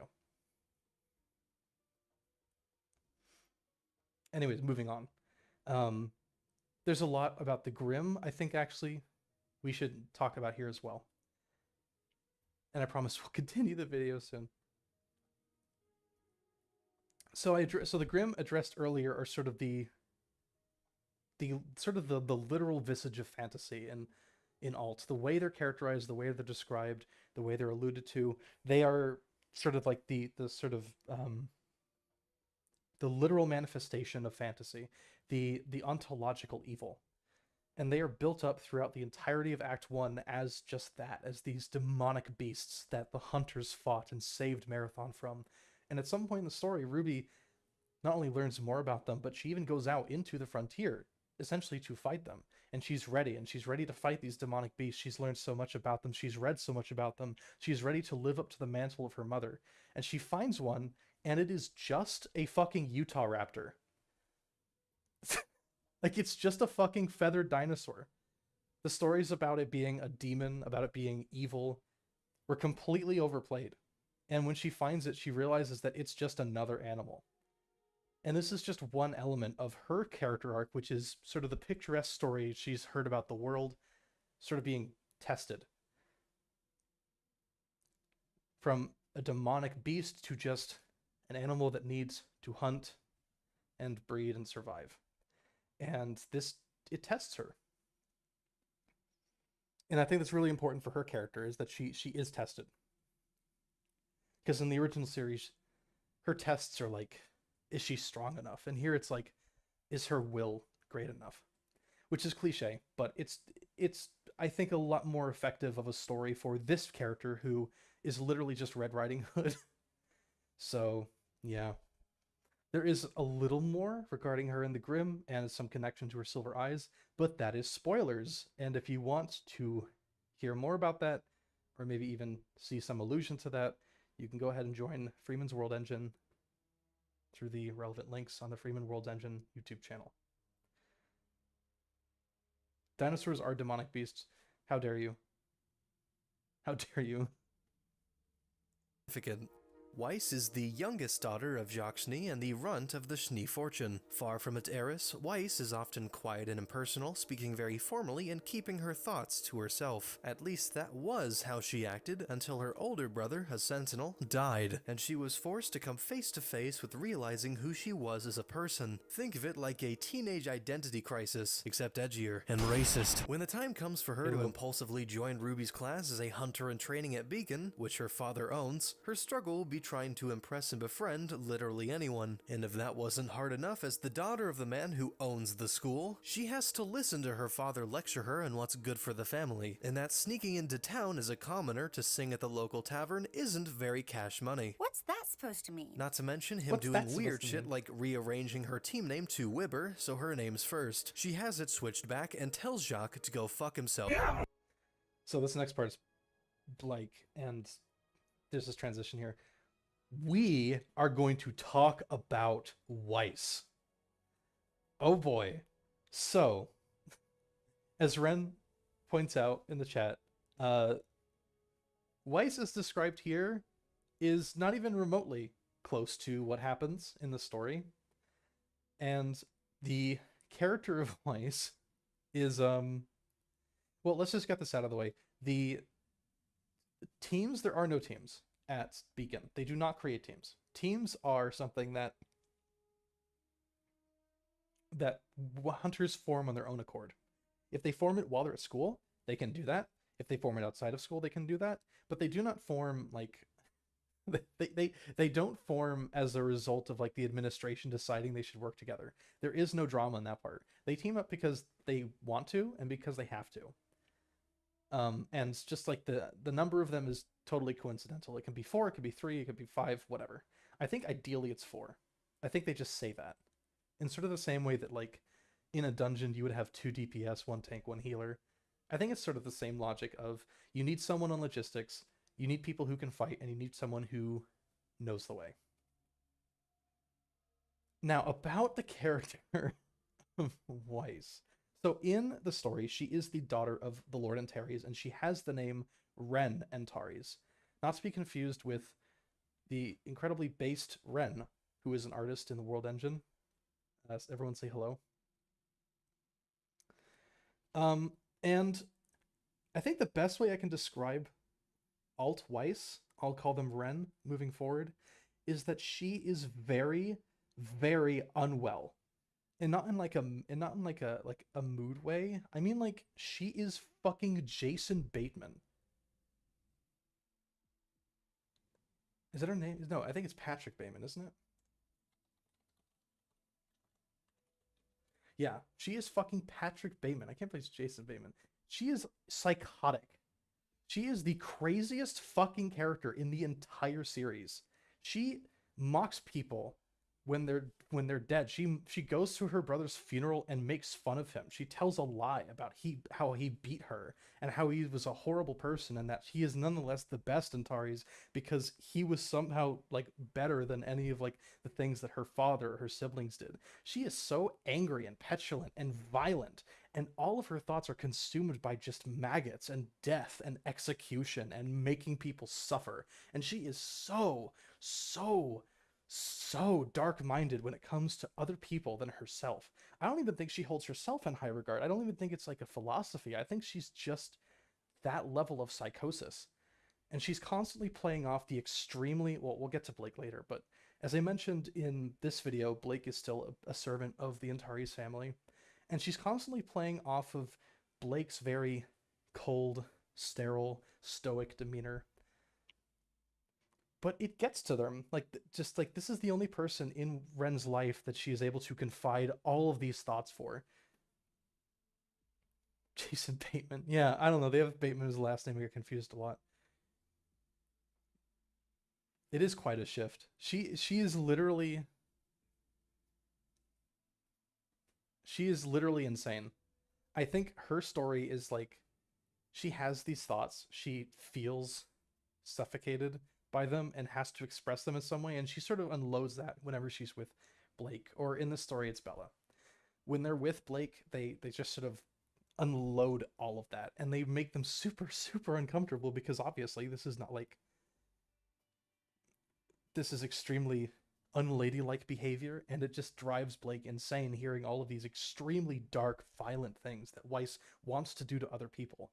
Like, Weiss will just sort of attend a ceremony, act very cordial, and then behind closed curtains she will tell Bella that, like, I'm going to scoop their eyeballs out with this spoon, and she will show her the spoon. It's just that level of depravity, and Weiss is just extremely, extremely dark, and her character is sort of the unraveling of that. It's not necessarily just her understanding the consequences of actually acting on those impulses, but seeing the consequences of it. And moreover, understanding the value of life and what it means to commit yourself to such violence. And I think her story is just, she is committed to violence. That is her lot, is that she is consumed by that, and she considers herself sort of a pale white horse in that regard, the pale white horse of death, essentially. But she also has to understand, like, that there is consequence, that there is weight to that. She can't just do it. That when someone has to die, it has to be a worthy death. It can't just be something that's irrational and something that's horrible. Because, I mean, this isn't quite spoilers, but it is the end of Act 1. She kills her father. Her father is about to do something extremely, well, details, but her father is the only person at Beacon, or I would argue really in Atlas, who is trying to prevent a giant civil war because of the differences between the populists and the royalists. And she kills him. Not because he's a bad person, but because she is just that level of depraved. And she does it because she's no longer getting that satisfaction of unloading onto Blake. Blake rebels. Blake says, no, I don't want you saying this shit anymore to me, and does something extremely drastic. And Ren feels like this is such a giant betrayal. So she takes it out on the world. She checked my name, you fuck. I did. It's the only name that's like, it was the only one. I'm sorry. Anyways, she takes down her father, and something else happens that just like, that did not need to happen. And she escapes to Solidus, to the capital of Atlas, and she sees firsthand the consequences of killing the conciliator, seeing firsthand the civil war that she has pretty much almost single-handedly wrought on the world. And this fills her with guilt. This makes her think, what have I done? Is the world so fragile that I alone could throw it into a war? So would she be an antagonist? No, I think her story is about penance. She is the protagonist. She does villainous things, but I think ultimately she works against what she has done. Renatari's watched the RWBY all two-parter and joined the Discord. This is true.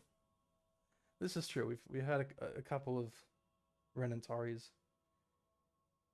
She sounds like literally me. I think, yeah, she's just like, there's a promiscuous daughter, and then there's like serial killer daughter. I think she's like, I don't know if there's a word for it. It's something like girl failure, maybe. I think that's what she is. I think she's just like, yeah, I want to kill everyone, actually. She would be a school shooter. She's just like demented, psychotic. She's also my favorite character. And I'm sure she's going to be yours too. Don't give her human emotion. She was perfect. I like to dissect fun. Oh my god, I have to show you guys the video. I actually did a little animation of her and RWBY. I posted it on Twitter, but I'll show it to you guys as well.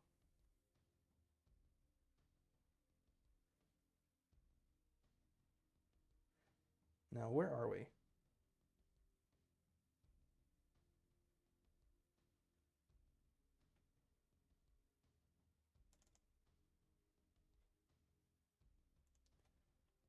Now I want to be able to queue this up without... Alright, here we go. I went ahead and made this. I mean, I'm getting a lot of people at the server. Give me a moment, I just want to make sure they have the right roles. Lamel.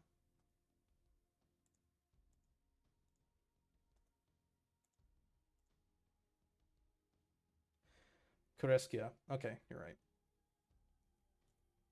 Okay, so here is the fucking I like to dissect girls. Did you know I'm utterly insane? That's literally her. That is her character. I'm gonna go ahead and post that in the World Engine as well. I'm really proud of that video. Let's move on. We've talked about Weiss a lot. Weiss is very, very different in alt. So what was the tipping point that had you rename her? I think it was just, I did not like the name Weiss. Again, it was too Germanic. Which, again, it was fine if it was reaching for the more, like, fantastical, sort of old European folklore vibe, but that's not what this character is at all. She is very much a product of modern industrial psychosis. I have to return some videotape Snee. The crayon drawing really sells it to me. Yeah, I was fucking girl war criminal. Alright, moving on. Family, so her name's first. She has it switched back and tells Jacques to go fuck himself. Yeah, so this section was very different because I changed like what Weiss's like whole backstory was. Well, no, sorry, not Weiss. I was thinking about Blake, and I think Roy mentioned in the World Engine how that could be different, and I think they came up with the idea that they were a servant, and I'm like, wow, that's a good idea. Because beforehand I was like, they're just an immigrant. They're a filthy immigrant, and they live at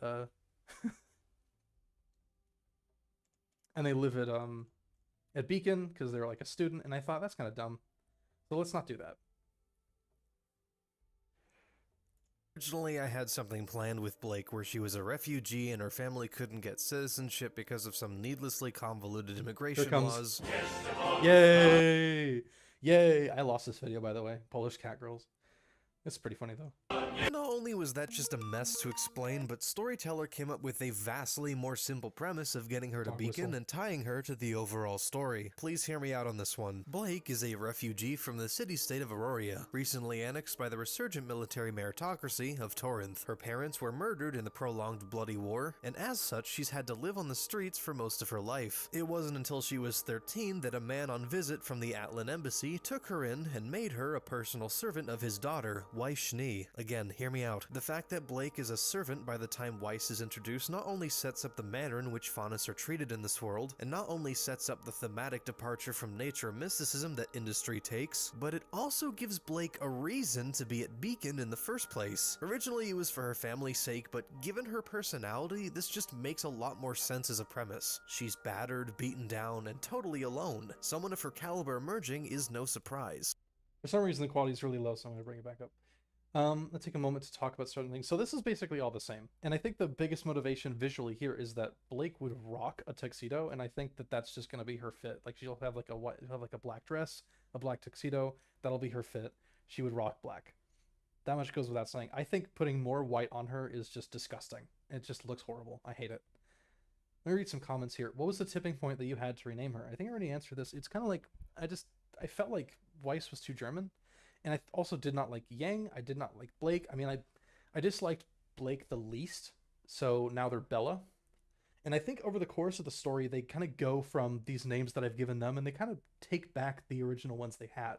So Ren becomes Weiss because they sort of represent the sort of a pale white horse sort of aspect. Make Blake black. That's what Mac wants, I'm sure. Also give her like 200 extra pounds, definitely. That's what Mac's into.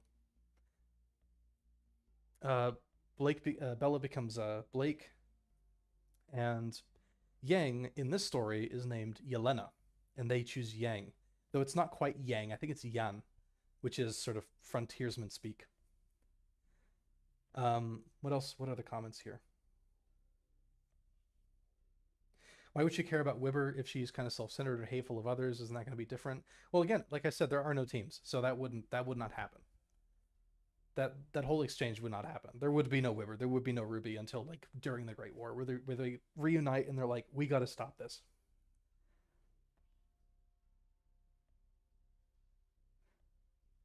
I think it's Yang without the G, so it's YAN. So it's Yan.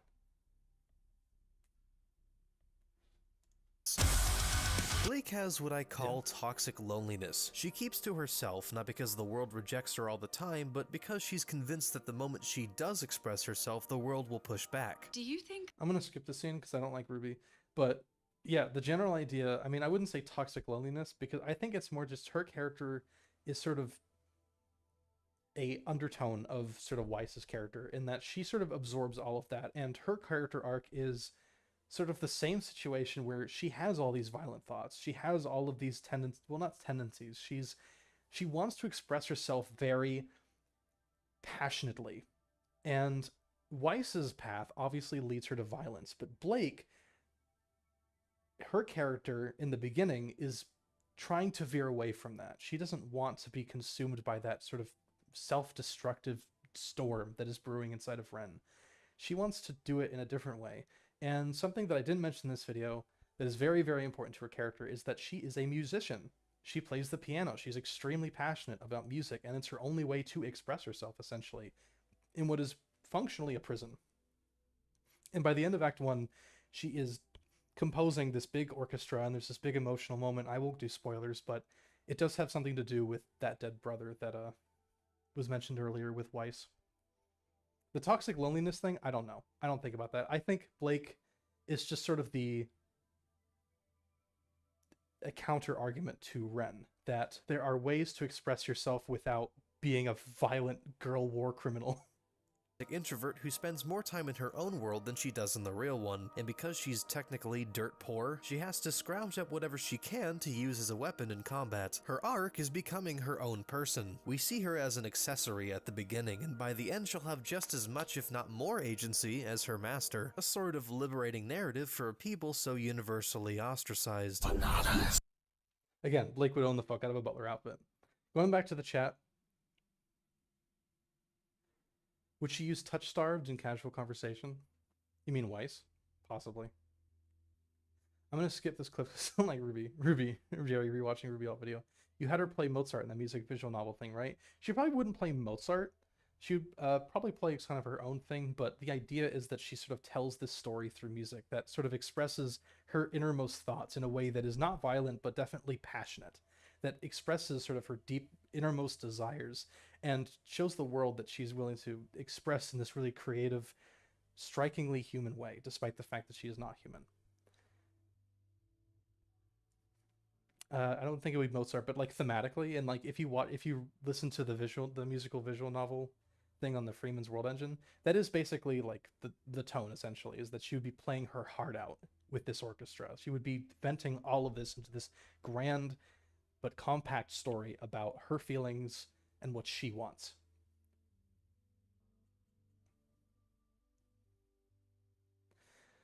Yeah, I think once we're done with the video, Ren, I think I'm actually just going to share a lot of the art you did, because it is extremely fitting for alt. I think probably some of the most fitting artwork. I'm actually just going to show one here, if I can find it.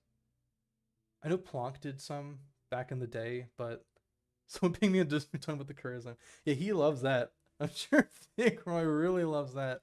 I know Mac also did some art, especially with Rotwalkers, but here's just like one art that Renee did. This is essentially what Bella would look like. So you can tell that they're not quite human. There is some faunus, but like I mentioned in the Age of Silver, they are sort of tamed in that they're sort of a very mixed version of a human and a faunus. In this case, it would be an Adari. So she has Adari blood, but she also has human blood, and so she has that long tail, which has obviously been grabbed and broken a couple of times because Ren keeps pulling at it. And then, of course, you have these ears, these tufts of fur that are at the end of her ears. Yeah, the skin tail's awesome. I wanted to give the sense that that the fantasy races in this are not just people with like animal features, that they genuinely, I mean, at their most extreme end, look alien. And that's kind of what the Wolfwalkers in Adari look like. They look like they look like creatures. I understand why someone would be racist against that. I don't think it's racism. I think, listen, Weiss would just be like, I would, what's the term? It's like, I can excuse murdering my father, but I draw the line at racism. You can excuse murdering your father. Is Atlas more of Byzantium or French aesthetic? Because they have some French influences of their names and language. Why is there a guy in the corner? That's Apollo. Don't you like Apollo? Don't you think Apollo's awesome? Anyways, the Byzantine and French aesthetic. It's faux French Byzantine, so there's a lot of the gilded sort of architecture, some mosaics for sure. If I had to ask between like which or either, I would say modern Atlas is more French. I would say in the Age of Silver and the Second Age, it's more Byzantine. Here it's more French. Here it's like sort of heightened society. A lot of court culture for sure. This will scare away all furries at least. Yeah, you'll love that. For the who the fuck is Apollo? How dare you? You guys have not seen Battlestar Galactica, and it makes me upset. Mixed race couple, cringe. This is true. You guys speak truth. Let's get back to the video. Great drawing. Everyone say thank you, Ren. Yang is... Oh, yay, we're on Yang. So, ironically, this is the character that I would argue has probably evolved the least over Alt's story. Although, I have definitely envisioned her story being very different in terms of like what comes later. I do think that how I described her in the original video and how I describe her here is basically the same. She is extremely jealous. But we'll get to that. different. RWBY Former really loves portraying her as this perfect lovey-dovey big sister to RWBY with zero flaws except that she gets angry when her hair gets cut because it's an anime, and also that she gets PTSD when her arm gets cut off 3 seasons in. That's literally it. Don't tell me to calm down. Whoa. I love the pause there. It's like, whoa. Shit show. Horrible show. Fuck this show. There was a very strong idea from the start for Yang. You are correct. I think more than any other character. I think we've definitely had our failings with bringing emphasis on what the characters do, like what their objectives are, what they mean. But Yelena, or in this case Yang, always a very strong idea. Like, this is their goal, this is their objective, this is what they want, this is what they need, this is what their arc will be. Were you just now cringing at dog whistles? Yeah. But listen, there's a difference between a dog whistle and being like, yo mama. It's like I'm not making a political statement when I make fun of something.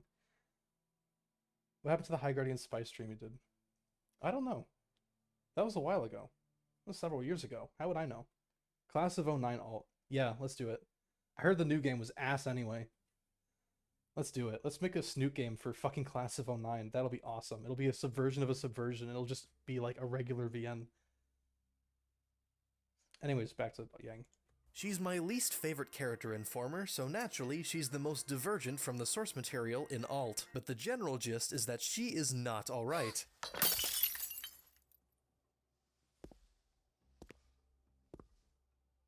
Yeah, things are different. Every day I wake up and I hope you're dead. So I had Mira animate that, and they uploaded it on their channel, and then I used it in my video. Mira made that for me, and then I used it.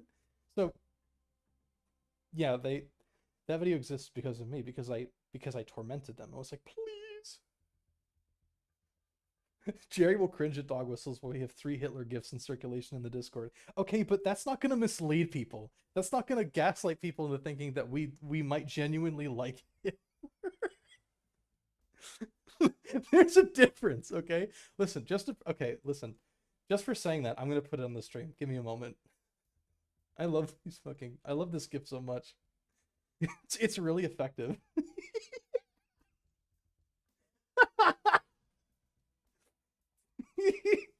Okay, I'm gonna put this on the stream.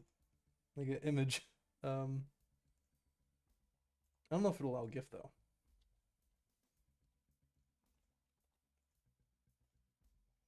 Yeah.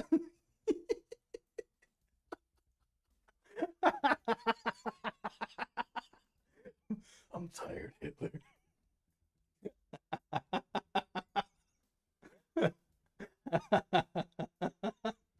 All right, back to the video. Her own mother left her, and Tai Yang doesn't even give her as much love as Summer Rose's daughter, the perfect and infallible Ruby Rose, whose mother changed the world, so naturally she has issues. Years of neglect, jealousy, and rage built into one woman, with the sole goal of outdoing her younger, more famous sister at every turn. Everything is a competition, every single conversation is an argument, and she needs to be acknowledged, for once, that she's real, that the world isn't ignoring her, that she exists. I mean, she could have been here if she just stuck around. It's no big deal, though. We'll be fine. Don't you want her here? Why would I want her here? Are you still mad at her for leaving? Oh, whatever gave you that idea, Ruby? I cut like 5 seconds of dead air from this scene. And you can kind of tell in that one clip, it's like, it's nothing, no big deal though. There's so much empty space in this scene that I just cut out, and it flows so much better without it. And I'm like, God, that's like 30% of volume 5 and 6. It's just nothing. I would say the 4 and 5, really. Again, I hate RWBY. I hate it so much. And not just like on a creative level. I think like as an editor, just going through these scenes, like, God, this is so slow. As I was talking about earlier, it's like the, whoa. It was so delayed. It was like, oh my God. A whole second of just nothing. And she gets that, finally, from a man named Ryger Dodson. George! A frontiersman Halo! that guides her Halo! against her worst Halo! impulses. Your anger, you can get lost in it. Meaning? So people were surprised to realize that that clip actually isn't something that George says in the game, but it just synced up really well to what they were saying. Yeah, this is a clip from God of War that I just put Yang's audio onto. Like, he doesn't say that, but this is essentially their relationship. His role is just, I have to contain your anger. You have so much pent-up fury in you, and you just can't express it in a meaningful way, and I'm going to help contain that. That is their relationship, essentially. Anger, you can get lost in it. Meaning? He's the father she never had, the master she never had, the only friend, all that sappy stuff. He also gives her a sort of introduction into sort of the life of people who live in the frontier, and that's kind of what Ryger Dodson is. He lives out in the frontier, like a lot of people, and he sort of gives her that introduction to that culture and that society. And guess what fucking happens? One way or the other, he is killed off by the Grimm in an incident directly related to RWBY's incompetence. Oh no, Dr. Connor's class. I got so caught up in what I... And then, The turn. But yeah, Mira recorded that Halo Reach footage for me. They just went into the game and made themselves like a yellow female Spartan, and like, what would Yang look like? I think they even have like a robot arm. Is that a robot arm? I can't tell, but yeah. and because things can get worse, RWBY is made the team leader, even though Yang is clearly the oldest and most powerful.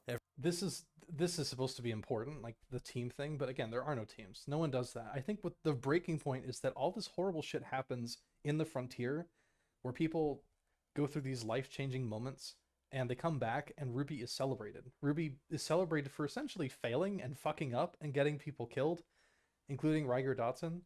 And Yang is just like, I cannot believe this. I cannot believe that they are just like celebrating her like clear failure. So she takes it out. She just explodes with anger and says, I'm dueling you to the death. And RWBY is like, yay, we're going to spar. Finally, we're going to have that sparring set. And then Yang beats the fuck out of her. And I guess everyone just really wanted to see that. I still want to see that. Everyone who in the chat does not want to see that, actually, I think would probably be a more pertinent question. Everyone's clapping, but her, she's dead quiet, lost in the silence, until she challenges RWBY to a duel. And although RWBY takes it as a friendly sparring match, Yang knows her silence isn't the only thing tonight that's snapping. That's not normal. It's not normal. Yeah, this video isn't fucking normal. Again, I fundamentally agree, but it's worded in such a disgusting way that I'm like, oh my God, shut up. Shut up. It's like, it is so much more cringy than it really is. You might say this is unreasonably edgy, and you know what? It is, but at least... Here is a Wojak of a man wearing an SS uniform scaling up into the fucking foreground. God. She has something to think now, and in the spirit of spiting RWBY former, a much more angry and hostile Yang is totally fine with me, as long as she learns to love herself in the end.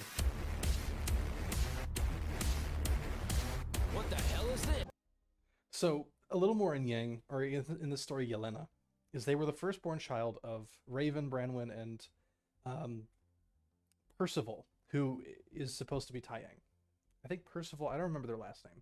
They changed it to Rose, though, because they married the Summer Rose, and they were like, oh, you're so amazing and awesome, and I'm a wolf.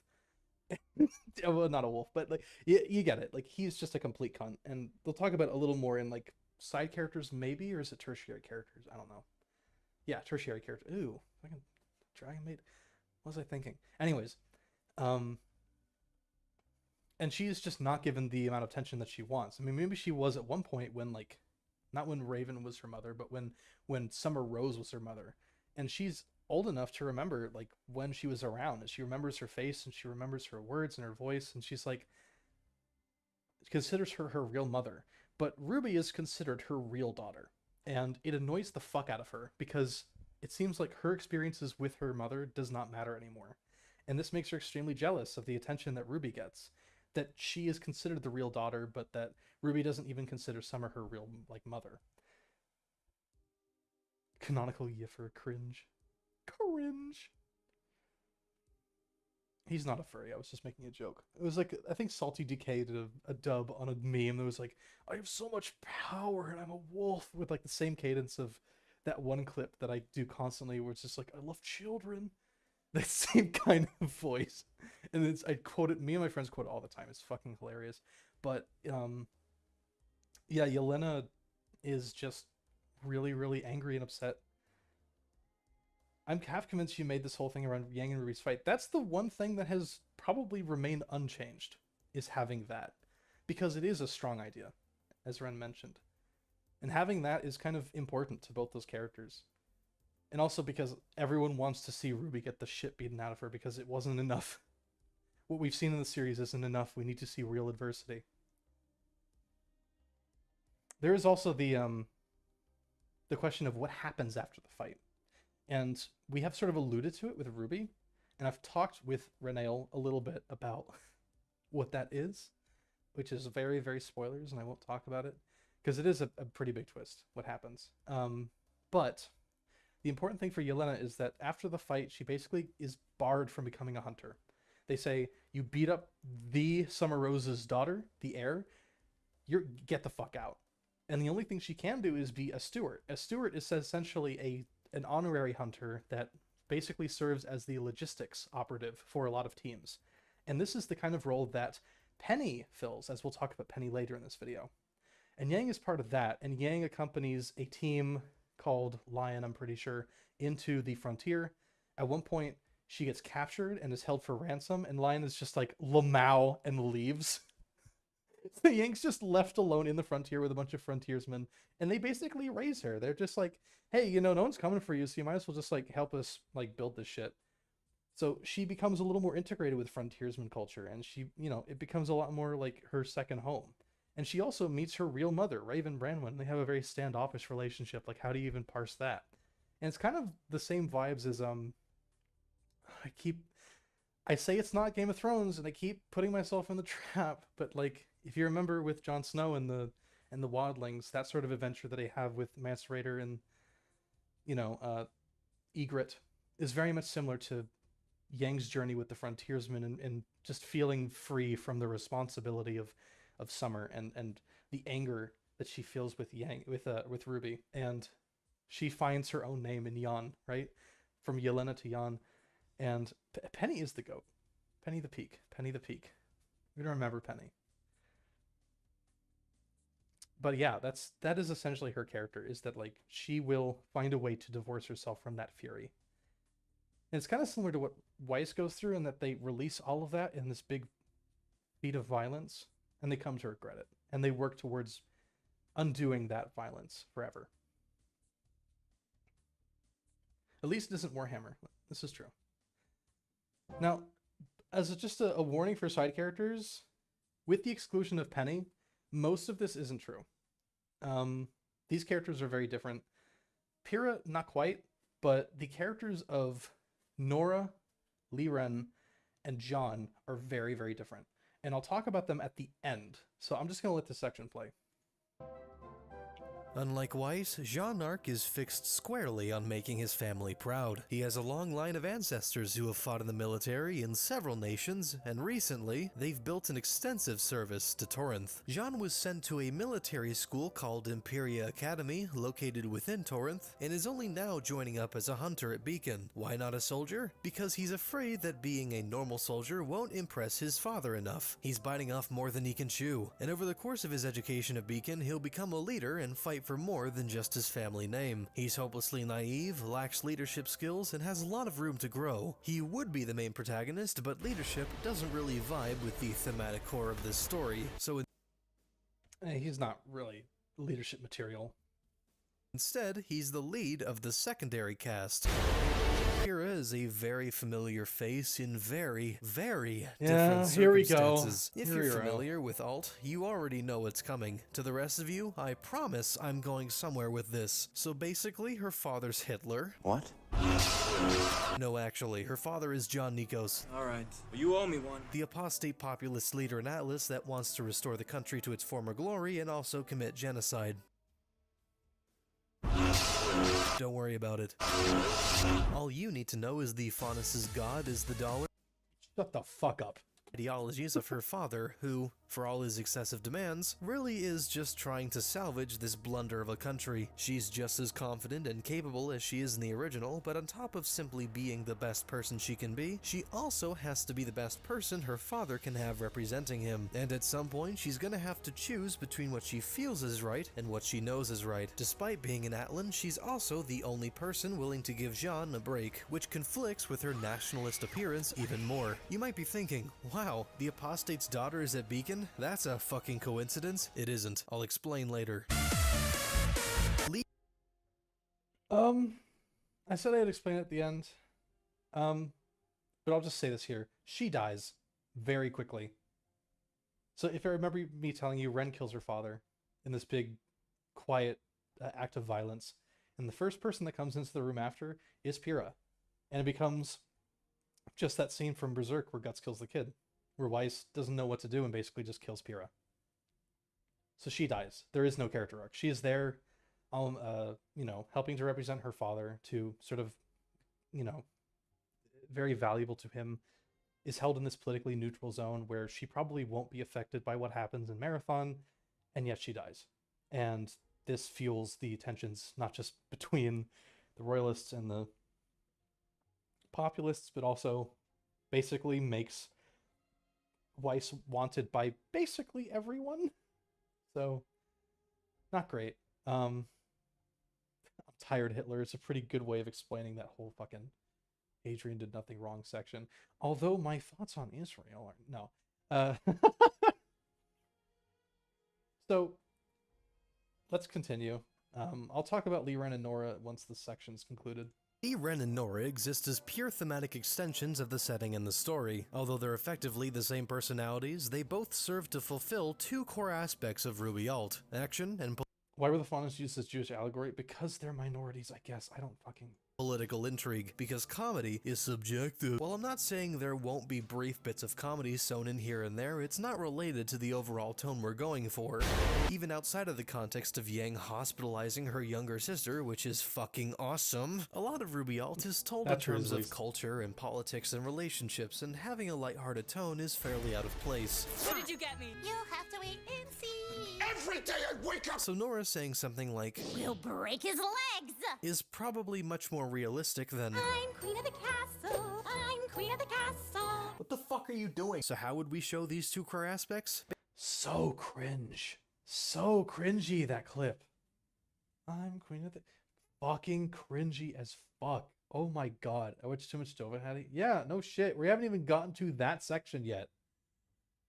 Basically, Lee Ren and Nora are spies. Although Nora was taken in at a young age, Lee Ren was raised and trained within the religious warrior caste of Baradina-san, which is separate from the Hunters, and if you Which, according to the map, I'll just look at it again.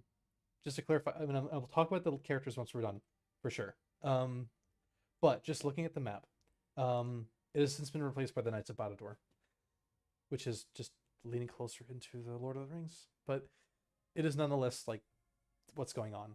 Badador is It's basically the Levant of this setting, I'd say. It's very old. And the difference here is that, if I remember correctly, I mean, I think I brought up something about like their backstory in the Discord, but I'll talk about it later. But essentially, yeah, the Baradina-san is gone. It's way too big, as you see here. That is insane. It has just been reduced to that. And I think that's a little more realistic. Because if they were bigger, it's like, oh my god. It's not the Ottomans, right? They don't own Egypt. Don't know how to say Baradina-san, just treat the R like an L. Baradina-san, Baradin. Just let the R roll off the tongue. Baradur. He has rebuilt his fortress of Baradur. They're both at Beacon under order of their commander to investigate this religious institution with extremely low entry requirements, because Jacques Cheny is literally using it as a political tool. But again, more on that later. We never get the easy path, do we? Ren is a very impersonal, quiet individual who acts very stern and keeps his objectives firmly in sight, and Nora masks herself as a huge extrovert because of her crippling parental issues. I'm just fucking with you, she's just happy to be here. Penny's also here, and she's human. Oh wait, there goes her entire character. Penny is Yukari. She loves history, she loves machines, and she's a giant fucking nerd. I'm wonderful. If there's anything in this world with any kind of history, she will lose her shit. What's that? She's a lazy way of communicating RWBY Alt's world building? I disagree, fucker. She's actually plagiarism, because she's Yukari Akiyama. Your feelings for her are not real. They are real to me! You see that bridge? It was made out of a special kind of mortar they made from clay in the river. Would you like to hear more? No? Would you like to go on a date? Yes. I cannot wait.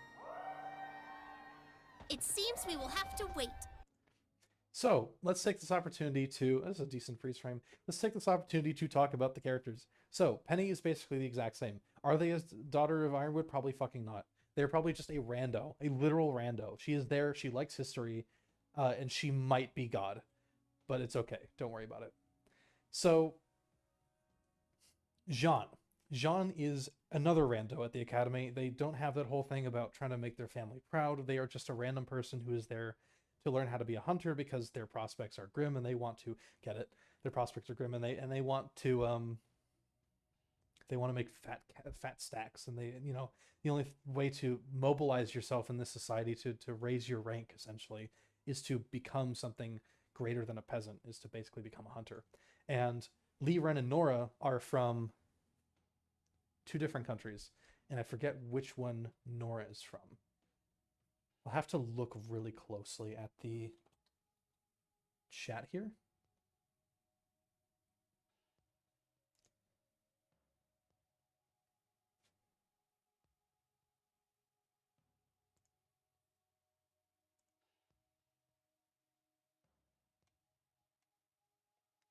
It was something about how they are from...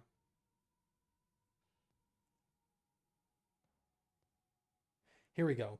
So a couple of things. I'll refer back to this map and talk about these two countries. So here's some random stuff I brought about. Yeru is not the name of the nation, but the island. So this map is actually incorrect. So in the fall, the natives of the island were either killed or forced to move inland. It is now populated almost entirely by cliffsmen, who were either exiled over the centuries, you know, cliffsmen up here, or hoping to seek a better life as seafarers. They are 100% the reason why sea suns are so rare, is because they just slaughtered them, essentially. Same way they slaughtered the... if you watch The Age of Silver, you know what happened to the fucking fawn. Nora is one of these cliffsman settlers, so Nora comes from Yeru. Their family traces their lineage back to the Valkyries, which initially settled in Gaia. So Valkyrie over here is basically the settlement of the Valkyrie clan, which eventually got assimilated into Gaius. And they basically emigrated to Yeru, either because they're exiles or they just wanted to be seafarers or whatever. They are essentially from this island.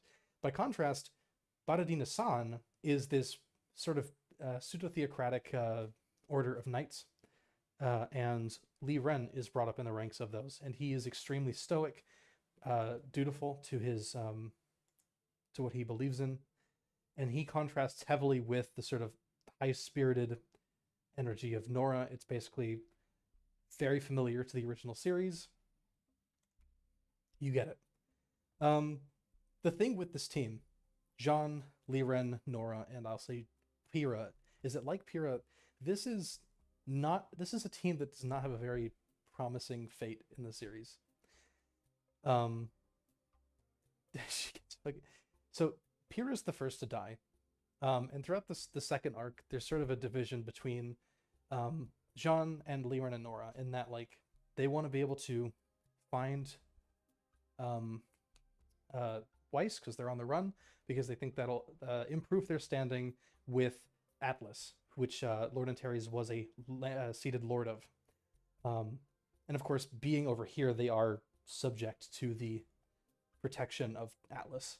So they think it would be extremely important to do that. So Liren and Nora set off to find Weiss. They fail. They get caught up in the revolution, and basically both of them die. It's extremely tragic. It happens very quickly, and it's not very nice at all. Jean, therefore, is really the only person left of the four alive during the Great War, and he lives to see basically the worst of it. Not just nations tearing each other apart, but the Grimm invading. And there's one point in the story where him and Weiss are essentially escaping from what is essentially a massacre of people by the Grimm. And he sets her off on her boat, and he stays behind to make sure that they don't follow her. And that is how he dies. So not a great destiny for this team, but I think Jean gets the better part of it because I don't know, because I feel like he just sticks to his values. Or perhaps they were all doomed to fail and it was just tragic. I feel like it's just a more appropriate end for him. And it is very sad. Like you get a sense of just the cost of human life that this sort of series of events gets. These people so close to the story will just perish. Something develops with those two. I think Liren and Nora being so close to each other, like nationally, would develop an unlikely friendship. I don't know if it would become romantic or anything, but I just envision the end of Act 2 being this sort of delirious state where the two of them are sort of in the deserts of Badador, sort of accepting what has happened to them and coming to terms with that. And as they sort of rise up out of the sands, it's, you know, the desert sort of turns into a sea and they walk off into the onto the horizon, which is sort of, you know, what just a way of showing that they've just sort of passed on. Very cliche, very fantasy, but so is what's happening over here. Spoilers, spoilers, spoilers, but that just so you know, that's what's happening with those characters. They die. They die horribly. I don't know if Jean dies horribly. And it's really not out of spite either. I just think it would be nice to have that level of tragedy to the narrative.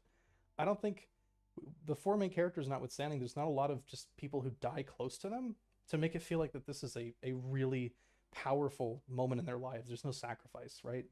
So I feel like there needs to be a greater emphasis of that. Like that the world is unraveling. And it's not just people they know, like people they're related to that are dying. It's everyone. So that's a good way of sort of bridging the gap between these people and like the rest of the world, I think. Let's move on to tertiary characters. I think this first one is Summer Rose. It's very quick. Summer Rose, very cool, also dead. Taiyang, pathetic, extremely paranoid and overprotective father, tries everything he can to sugarcoat the hard truth for his daughter, and if he fails, he's ruined the legacy of Summer Rose. No one will remember her. Oh god, RWBY has to be perfect. I'm a hack fraud. Wait, what older daughter? If you somehow have a problem with this, please refer to the original character of Taiyang. Oh wait. He really doesn't. He's just some guy. I feel like he doesn't really have that much of a character. Do they know Ren killed Pyrrha? I mean, there really was no one else that it could be. I mean, they saw Ren running off. Ren is missing. It was probably Ren. I think Jean should be publicly executed by Nikos because it'd be funny. Oh my god.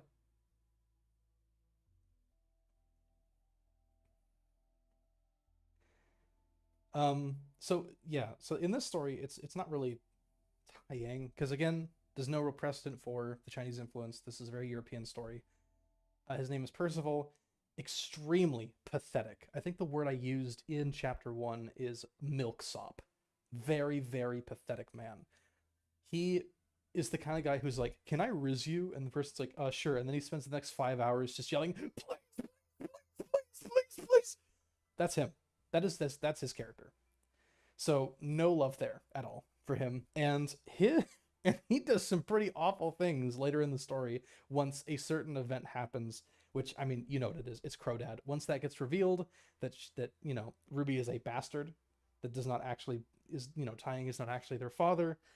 This drives her like to just run away, which is basically leads to her journey throughout Act 2. And this also makes Taeyang basically break because he's lost the last bit of family he had left, and he feels like he's failed the memory of Summer Rose, this woman that took mercy on his pitiful self. So he basically just becomes this extremely self-destructive person and does some pretty fucked up like satanic shit when he goes out to the Dark West and awakens what this story's version of Salem essentially. It's a little complicated talking about like what actually happened. So if you want to hear more about that, you can go ahead and join Freeman's World Engine by clicking the Freeman World Engine YouTube channel and clicking the relevant links. Raven Branwen, youngest of the Branwens. She's actually an okay person, just extremely lacking in committing to a relationship because she's afraid of being mistreated like she was as a child. Leaves Taeyang because even cucks can be dangerous. People are scary. How does she come back? Fuck it. Maybe she needs money or something. Maybe Yang goes to find her. Fuck if I know, or care. That's up to you. Crow. So Crow's awesome, but this is essentially the same. I mean, excluding the part that I just told you earlier about Yelena's journey after the RWBY fight, is that this basically becomes the Team B of RWBY just fucking dies at the end. Cool. Yeah. Fuck them. Raven is essentially the same. I wouldn't say it's because of childhood drama. I think she doesn't rate herself very highly. She just doesn't think she could be that good of a mother, and it gets really awkward, like the interactions between her and Yang, because she doesn't know if she wants to treat them like someone that's in her tribe or someone who's like literally her daughter. So it's just a really fascinating moment for both of them. Moving on to Crow, the Chad. Branwen, brother of Raven Branwen, spends more time in a bar than with his family. Occasionally runs out on them just because he feels like it and has poor impulse control. The bad luck semblance from RWBY former is stupid, and also not in this. He comes Yeah, or in semblance, just not in this at all. So just fucking, yeah, he's just like, yeah, no, whatever. No bad luck semblance, there's no bad semblances. He's just a really good hunter. Back though because unlike Raven, he feels an obligation to protect his loved ones. He just finds it difficult to face them and to face reality. I think he's actually the opposite of Raven in Raven in certain ways, because Raven believes that they're a bad person and they act on that, and they take preemptive like actions to make sure that she doesn't hurt anyone. And Crow is the opposite, where they know they're a bad person, but they keep putting themselves around people that they don't want to hurt. Which is precisely why Crowdad even happens in the first place.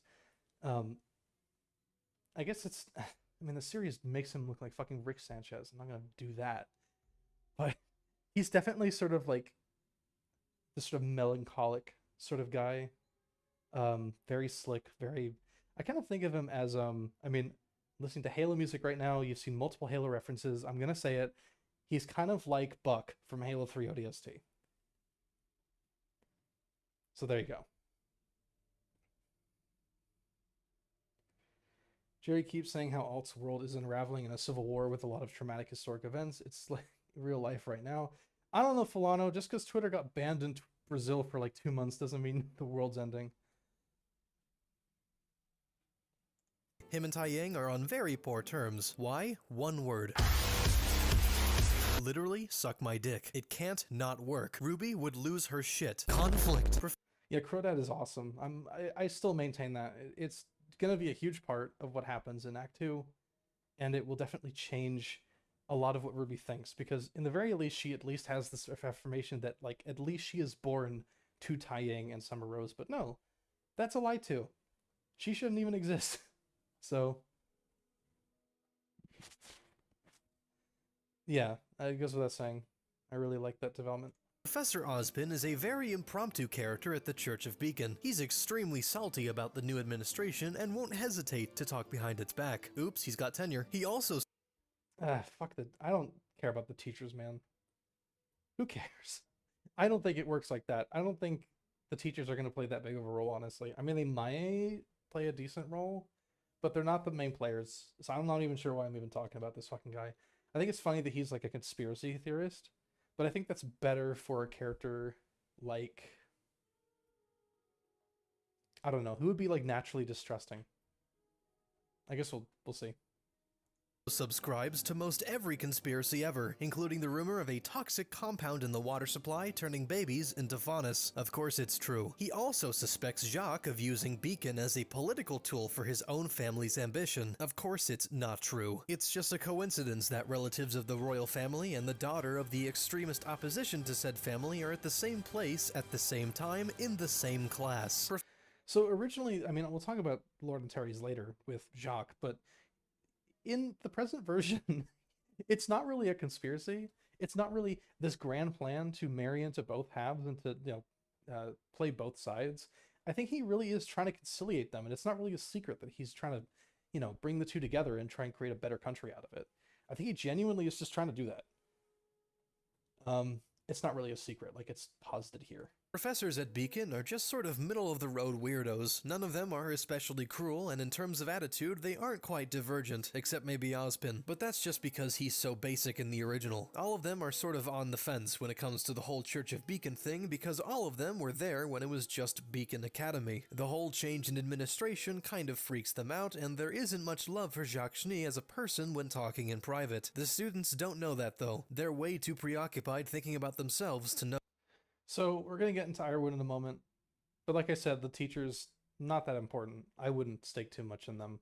They might have an influence somewhat in the way RWBY thinks, or in the way that certain characters act in Act 1 and 2. But in Act 3, they do not matter. As far as I'm concerned, like 75% die in this big battle. It happens at Beacon. Notice. Oh no. Oh no. He's here.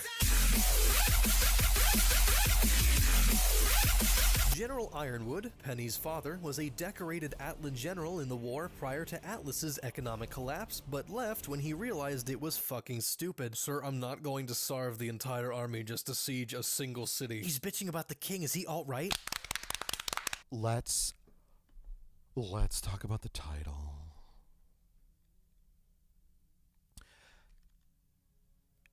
So that was the Dovahedi section. At the time, I really liked Unbiased History. Now I think it's cringe. I can't really watch it anymore. I like Ironwood. I do. I think his character is very interesting because he sort of exists at the boundary of this sort of populist faction and like what's good for the country. And he gets convinced a number of times that like it is probably best that if he joins the populist faction because it's sort of unavoidable and at least he can influence it from the inside. But he finds that that's not the case. And in Act 3, he does make a decision to basically act against them in order to do what's best, not just for Atlas, but for the entire human race. So it's a little... He is not like a like Uber-based Mega Chad who hates like the Faunus or anything. I think he's just a very conflicted general who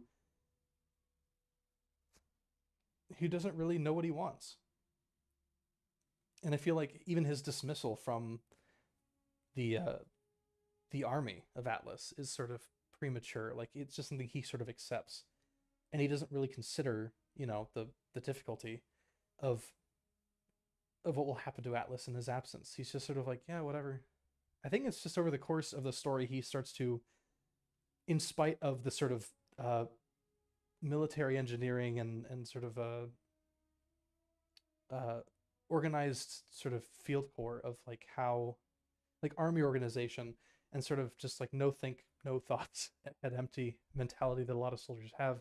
He sort of learns like to point his gun in his own direction, to sort of decide for himself what is best instead of just allowing people to walk all over him. Because he literally, I think in the beginning of Act 3, he literally marches up to Solitus with this big ass army like, hey, fucker, come out here. And the apostle is just like, hey, they're going to destroy your country. And then Ironwood's like, fuck, I got to join you. And it becomes this big like Napoleon moment where he just joins the apostle.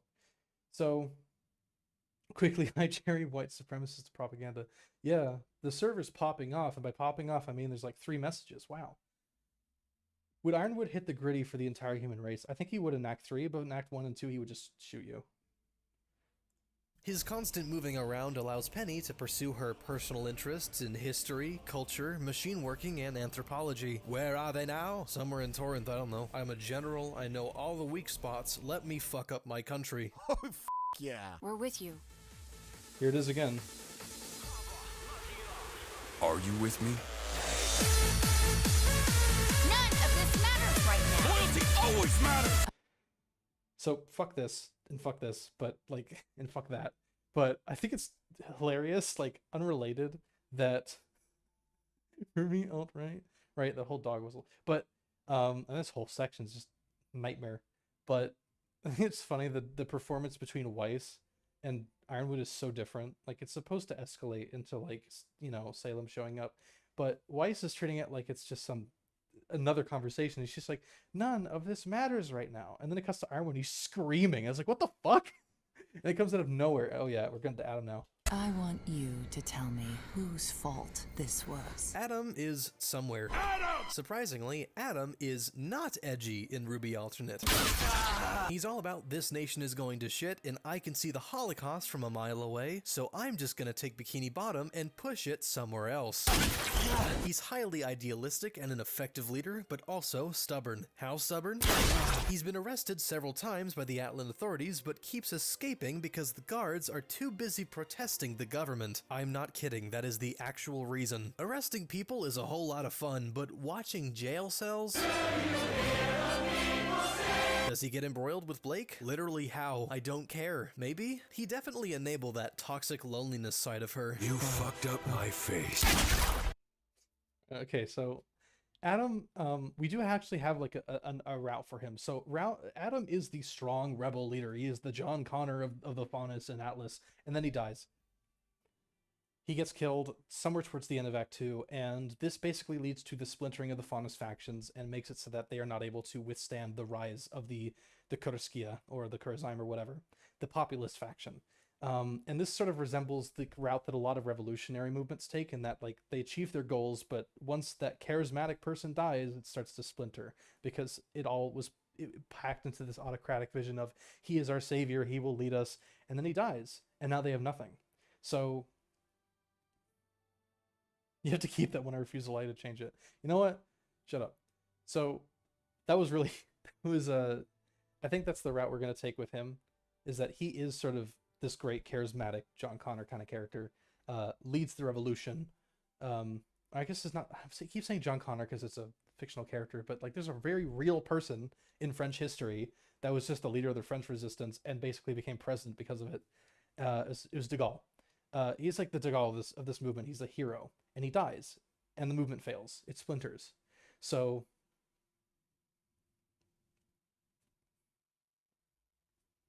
yeah, I feel like that is the section that is the route we're gonna take with this character.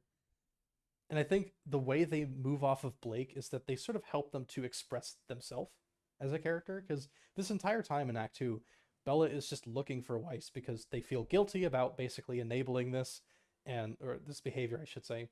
And while they're doing this, they run into the Faunus, and they run into Adam. And Adam teaches her that, like, hey, it's no small thing to be able to express yourself, but everyone has to do it. And they sort of enable this part of Blake that sort of, you know, reclaim your name. You know, reclaim who you are, express who you are. You shouldn't be ashamed of that. And you shouldn't be held down by these people who constantly tell you that you're lesser than them. So this is a big moment for her, especially. And she definitely learns from that, for sure. Torchwick and Neapolitan are partners in crime, renowned among Marathon's underground as two of the fiercest and most theatrical villains to plague the upper class. They play host to some of the lesser exploits of Team RWBY in their first years, and also pull off some fucked up jobs where they make tons of money. Torchwick's the suave and cunning brains, while Neo, the mute, is the brawn. Her greatest dream is to open an ice cream parlor, but Torchwick wants an Italian restaurant. This creates conflict. They're the Team Rocket of RWBY, and for all intents and purposes, they're the closest thing that RWBY gets to a serialized villain in the entire story. By the end, though, they've run into each other so often that they're pretty much friends. And I love that dynamic, so don't fuck with me. I know you will anyway, because it So this is a surprise. These characters are completely unchanged. from this vision. The way I described it is basically perfectly how I envision these characters. They are serial villains. They show up, they make some noise. Ruby and the gang are like, "Oh, you better stop that." And it's just a sort of back and forth of trying to foil their exploits in the far west of Marathon as they're at Beacon for the first act. And then over the course of the story, they just sort of get comfortable with each other and just like, "Hey man, the world's about to get very interesting very quickly, so you got to get the fuck out of here." And I think at some point in Act 2, Torchwick even like helps Ruby to relocate to Beacon. So it's like, get the fuck out of Marathon. Everything is going to shit. You have no idea. Yeah, we love Neo. We love Neo. We love Torchwick. These two are completely unchanged. Anyways, Cleopatra in space. Breaks your super complex headcanon tabletop RPG mechanics, but I literally do not give a fuck. Jacques Schnee also doesn't give a fuck about Beacon or its students. It was literally just a small enterprise he helped fund, and only took advantage of it because he knew he could use it for his own family's benefit. His eldest daughter, Winter, was a graduate of Beacon Academy before it got bought up, and soon after was forced into a marriage with the then Prince of Atlas, the heir to the Imperial throne. No, I won't do it. But you will. You're still fertile. You need to marry again and breathe. I am Queen Regent, not some brood mare. You're my daughter! You will do as I command, and you will marry Loras Tyrell. And now that his daughter is the queen of the Kingdom of Atlas, Jacques has every intention of keeping his family in power. And with a crippled economy and a rising extremist movement, it's anybody's game. So again, this isn't necessarily true. I've talked about Lord Antares a lot in this VOD, and I think the one takeaway you have to take from this is that they are a tragic conciliator. They so desperately want to prevent a civil war. They want to bring these factions together. They want to create a synthesis that will allow this country to modernize, industrialize, popularize, democratize, whatever.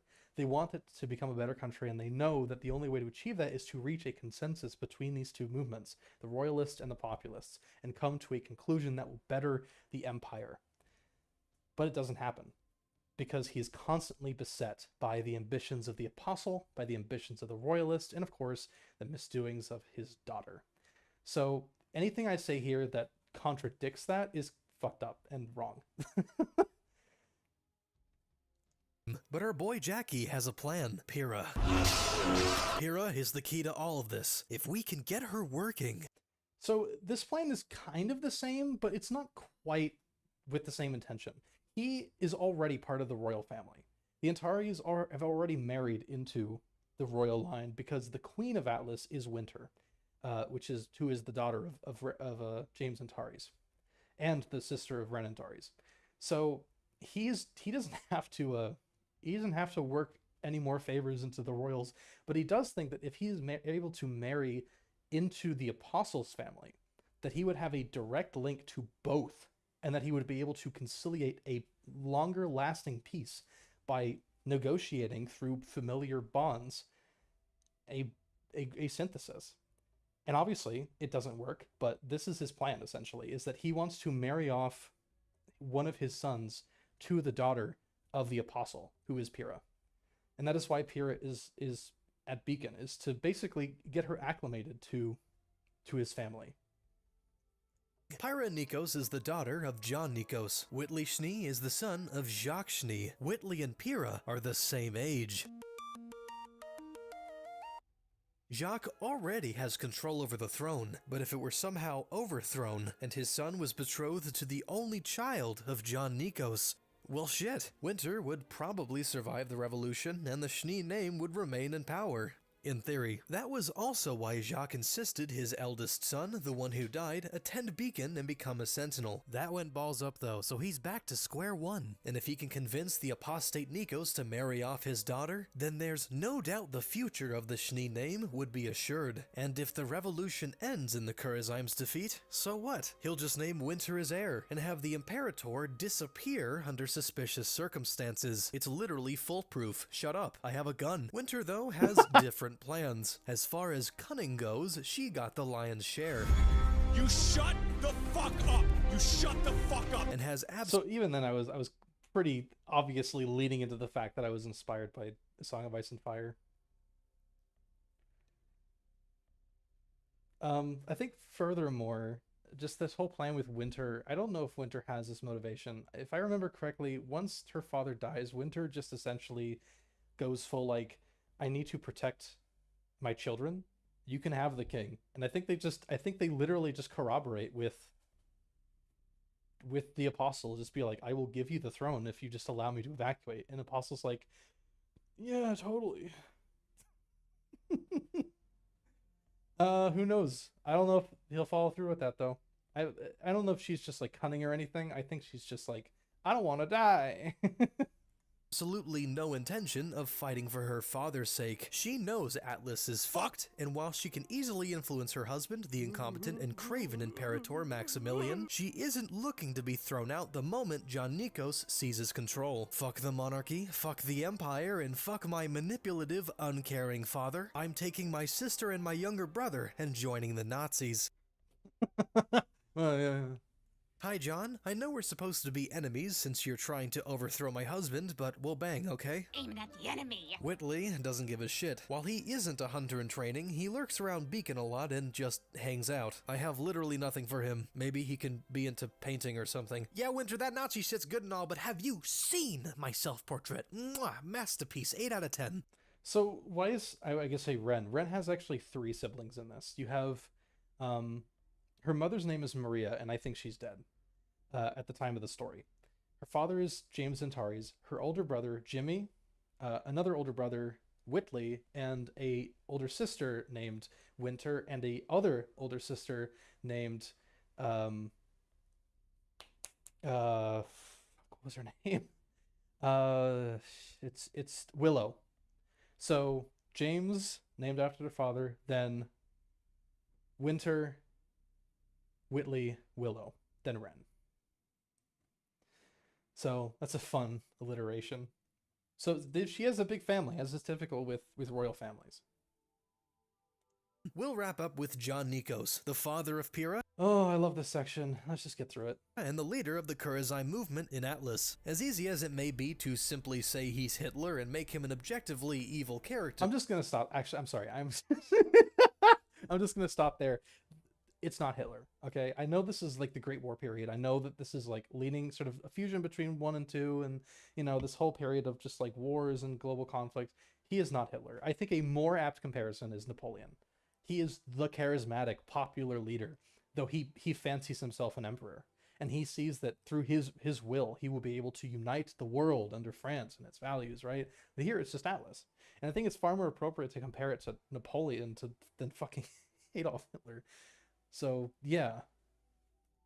It's actually the complete opposite. John is a patriot. His sole motivation is to see his country prosper. And while he acknowledges the fears and extremist sentiment building in the lower class, rallying them via the scapegoat of the Faunus is just a means to an end in unifying the Atlan people against a common enemy. He knows the monarchy is corrupt, and he's done trusting the nobility. The time has come for the people to lead their great nation. And while he's earned a reputation for being a monster, a psychopath, and a ravenous extremist, he's actually a really nice person and loves his daughter very much. So much so that using her as a political tool is probably not in his best interest. But Pyrrha can't help but see more of her father's shadow than her father. And it is indeed quite the shadow. I tried to keep the kingdom safe, and now we're losing everything.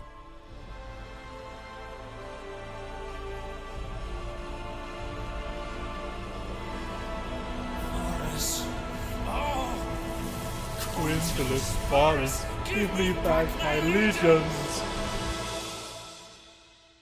Whatever, Rome's cool, whatever. Okay, so, like I said, a better comparison is Napoleon.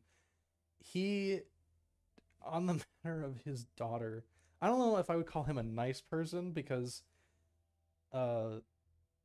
he does some pretty fucked up shit even before the Great War, and he's willing to kill literal children, so I wouldn't consider him a good person on that score. I think he's just really patriotic. I mean, this is a nationalist, populist movement, and he believes firmly that the only solution to the royals is to murder them. And unlike Antares and maybe the royals, he's not willing to conciliate. He's not willing to compromise. He wants to get rid of them because he sees them as the problem. They are the reason that they are not able to conquer territories like the Borough Principalities. He's the reason they're not able to conquer countries like Corinth. So he blames them, and he is not willing to compromise on that score.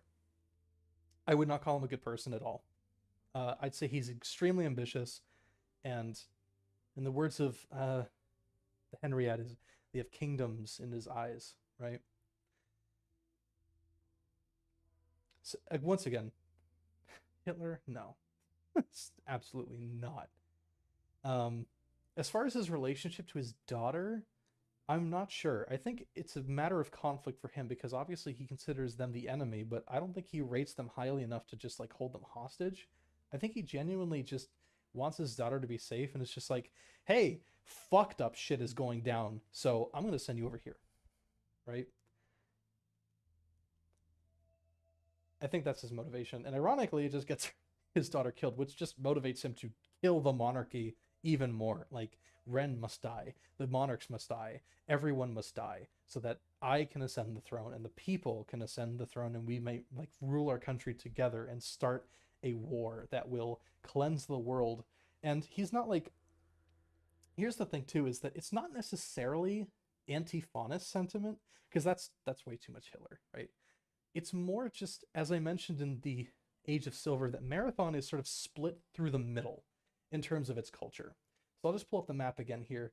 So Celebrier, Torrent, Atlas, and the Borough Principalities sort of resemble the more imperial culture, the remnants of the empire from the Divide. They are, in a sense, sort of the, well, they're literally in the West, so I'll just say the West. They sort of resemble that sphere of influence. Mistral, Vital, Dover, Gaius, and parts of the Free Banks, this is more Cliffsmen. Cliffsmen came, obviously, from the Great Cliffs, and they migrated southward and took over these lands once the Empire was destroyed by the fall. And they remain in these provinces, and their influence on each other, the Imperials and the Cliffsmen, has changed and varied over the centuries. And the movement that Nikos is leading, that the Apostle is leading, is to drive out Cliffsman influence. And not just Cliffsman influence, but also Faunus influence, which is hilarious because the Empire was far more diverse than what they probably would like. And imperial culture is supposed to be far more tolerable overall. But it's a weird confluence of like, I mean, that's just like the state this empire is in, that they're able to say, fuck the Faunus, but also fuck the Cliffsmen, because the Cliffsmen are already like fuck the Faunus, right? Because they're just human. They came from the Great Cliffs. They are humans, whatever. So I think that's about the gist of it. He's not Hitler. He is more just like Napoleon. He wants to export his country to the world, and he sees that being achieved primarily through conquest, which of course he can't do. So he's just gonna find his own Agrippa in fucking in Ironwood. How does it all end for them? I don't care. Take this document, take this story, take these characters, and get it out of my face. It's taken literally forever, but I can confidently say RWBY Alt's foundation has been set. Go and make something with it. I'm done. Guess who's back? This literally happened. Now, I know a lot of you are wanting me to continue RWBY Alt because it's, you know, really interesting or whatever, but honestly, I just don't want to keep doing that on this channel. It's something that I just had an offhand idea and it so turned much into for something that, huh? that was... Anyways, the rest of this video is just like, the Joker came out this year, well, whatever. Oh yeah, I used to have a Patreon, and there's people who worked on the fucking, RWBY Alternate. Was there something at the end too? Permission to die. Yeah, and that's it. Okay. Class 09 Animatic. That's where you know where I am mentally. So, let me cut back to the original scene here. Let's talk. Let's talk, alright? So, like I said, the reason why I wanted to revisit these videos specifically is because I don't think they paint a very faithful image of what Alt has evolved into. And I think there are other videos, especially on the World Engine, which I'll just show here, if I can find it. It's not a community. Is it like at the bottom or something? What have they done? Is it in home? It is in home. Here we go. So as you can see here, there are a lot of RWBY Alt videos, and there's also stuff for spell stuff, which we have had a lot of fun making, and we continue to work on it. And I highly recommend that you guys go check it out if you haven't already. We also worked on Solar before, but for the most part, we have videos about RWBY as well. And these, I think, are a lot more accurate as far as the actual lore and the canon and the pace and the tone and the emotion, especially a story and music. It might be 4 years old, which only makes it just a couple, I think, months older than the or younger than the videos that we just watched, but I think it paints a much clearer picture in terms of what you can expect pathologically, as opposed to just here's the setup, right?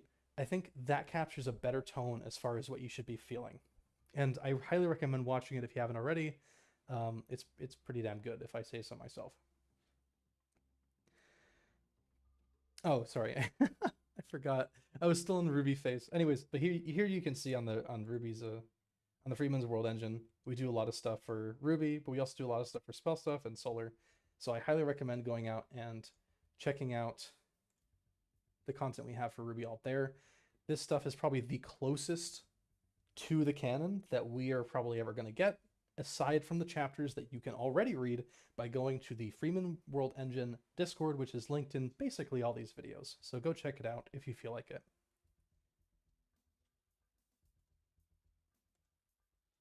Now, I'm going to cut away from this and go back to RWBY for once. So, all of this aside, do you guys have any questions regarding RWBY Alt or the world or the characters, anything regarding RWBY Alt? Just to clear up any uncertainties or anything I didn't mention or promised I would mention and just never got to it. There is a bit of a delay in the chat, so I'm just going to refresh this page here.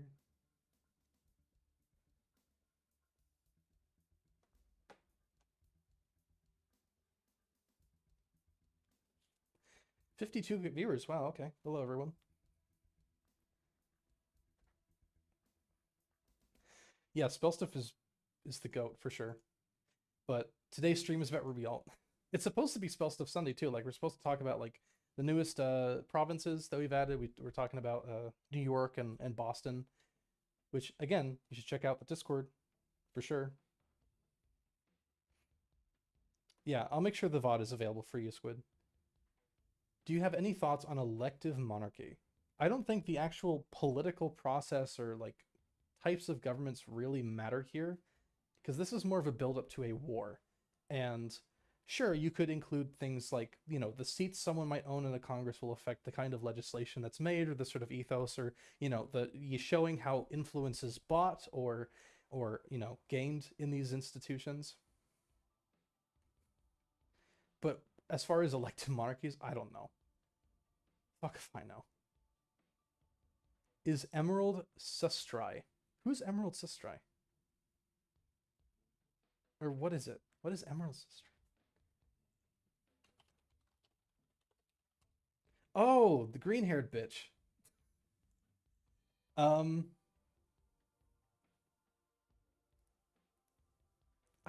don't know. I really don't know. I don't think so.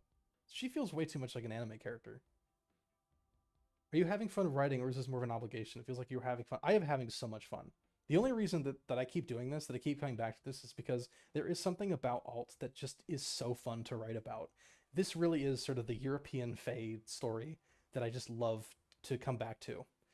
And it's so deeply rooted in European heritage and tradition and folklore, and it just feels so right to write about it. And I love talking about it as well. Like, you know, this whole time I've just been standing at this desk just ranting on and on for literally, what are we at? 3 hours? 2:48? Yeah. Pretty damn long time just about this. So I'd say I'm having a lot of fun writing this, and it's the reason why I keep coming back. When do you make the 4th chapter? Well, I have a good idea of what to put in it, so I'll get back to you on that. I'm not sure if you answered this earlier, but are you going to keep the old videos up even if they aren't accurate? Yeah, I mean, I've left... I did another stream where I watched the other RWBY Alt vids, the very first ones, in order, and talked about certain stuff in them. And those videos are still up, as well as the VOD, so I will keep everything up, because unlike the sort of anime phase I've had with this YouTube channel, I don't feel particularly ashamed of the amount of work that I've done with alt. And I want people to know that this is something I've been working on for a while, even if it crashed and burned more than once. How does Ren fix herself by the end of Alt? Because I don't know how the rest of characters would even want to affiliate with her ever again. I think part of that is ego death. I think the character of Ren just sort of dissipates, and what you're left with is Weiss. And she might make a point of this later in the story that, like, that person is dead. I am something different now.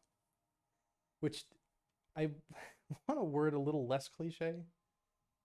But ideally the point would be that, like, she is working on it. She's working to become a better person. Which I would like. Because she does have to evolve, and I don't want to just kill her off or, you know, make everyone hate her. Because let's be honest, despite what she has done, which is awful, let's, you know, not be confused, the war probably would have happened anyway.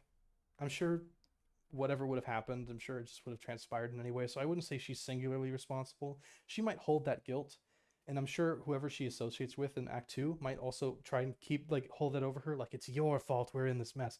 But no, I think genuinely, like, part of that is just going to be penance, right?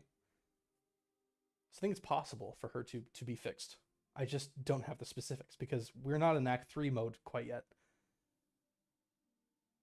Am I still working on RWBY Alt? No. Why did you return to RWBY Alt? Because last time I seen RWBY was you hate the old video and not continuing the series. No, I'm continuing it. I'm working on it. I'm just not actively, you know? Like, I've got so much shit to work on. I mean, I haven't made an update video this year so far on what I would consider the biggest project. And it's not spell stuff. It's my machinima. But, like, aside from that, yeah, I mean, it's just something I have, you know, I just get into certain moods, and I was like, I really want to write for this. I really want to get into that. And that's kind of the mood I'm in now. It's like, I just get really excited about this world and its characters and talking about it. And every time I just make a little more progress. But I bet you that if I actively work on it, I can have it done, like, a couple of years, I'm sure.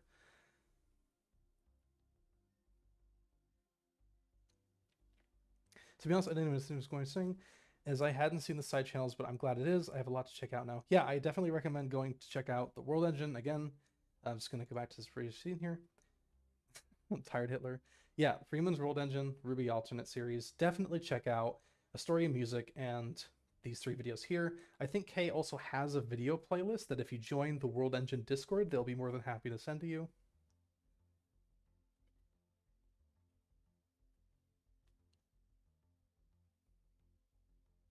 How will this affect the Dr. Sleepy universe?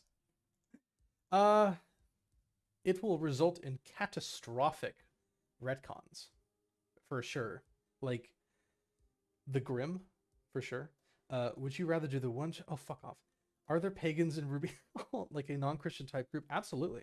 I think there are definitely holdouts of people who don't consider the fall to be, like, some holy event, or consider the Grimm to be particularly demonic, right? They just see it as, like, within the lens of their own culture and did not conform. And I definitely believe that exists. I think the best place for that would be the Frontier, or maybe the Knights of Batador. Maybe even the Free Banks, who knows?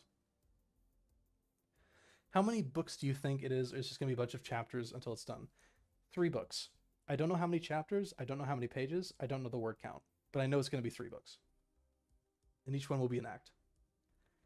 What other ideas do you have for religions? I don't really think about religions. I think religion in this time period is kind of is waning in a weird way. Kind of in the same way that it did in our world. People are becoming a lot more secular. I mean, sure, this is coming off the wings of the Great Awakening, but I also don't think, like, you know, this is like a century after that, so I'm not confident that it'll be a big focus. So I haven't really dedicated much thought to it. Are you ever going to do a stream like this for spell stuff? Well, I stream about spell stuff a lot in the World Engine server, and we have conversations about it all the time. So possibly just go in there if you want to talk more about it. I don't really like talking about spell stuff on this channel because that's not really why you guys are here. So, yeah. I'm not sure if this was answered, but have you decided on how the story will conclude, or will there be no end at all? There will be a conclusion, but it is spoiler territory and as such subject to change, so I don't want to really talk about that. I want to thank you. Your original all videos helped me get a better idea of fictional politics than I had before and helped me streamline my own stuff. Well, thank you. Thank you for saying that. Glad to help. What happened to the Halo game thingy? I'm still working on it. In fact, I wouldn't say it's a... I mean, I can't say it's a game, right? But here, I'll do you this. I'm going to show you what I'm working on.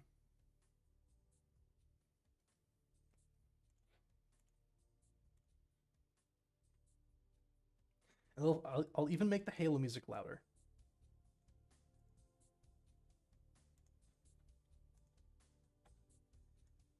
So,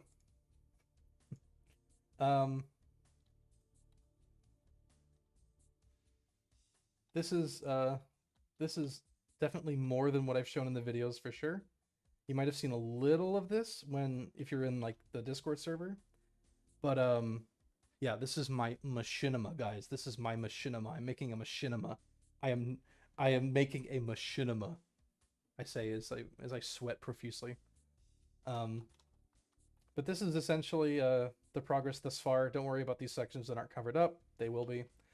I can't give you the details of what this is, but I'm sure you can infer pretty easily. This is the result of labor for the past, God, maybe a year of just straight work on this model specifically, as well as some other progress and stuff like vehicles and whatnot. There's some great sections here that I'm really proud of, especially stuff like this mall, this street.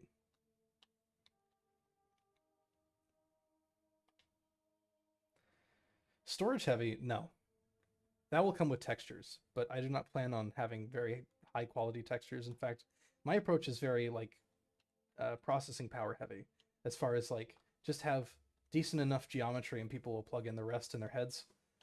Right, you can already infer what everything is just by looking at it, and you don't have to have fancy textures to fill in the rest, I think. They will add detail, but ultimately, as long as you get the point, that's all that matters. And that's sort of been my philosophy for making this. But yeah, this is my progress on this project, and this has been my main project. This sort of this adventure. So I'll refrain from talking about that a little more. I might show a little more of that in the past, or in the future. The past? Oh my god, I'm gonna time travel? No. I might show more of that in the future.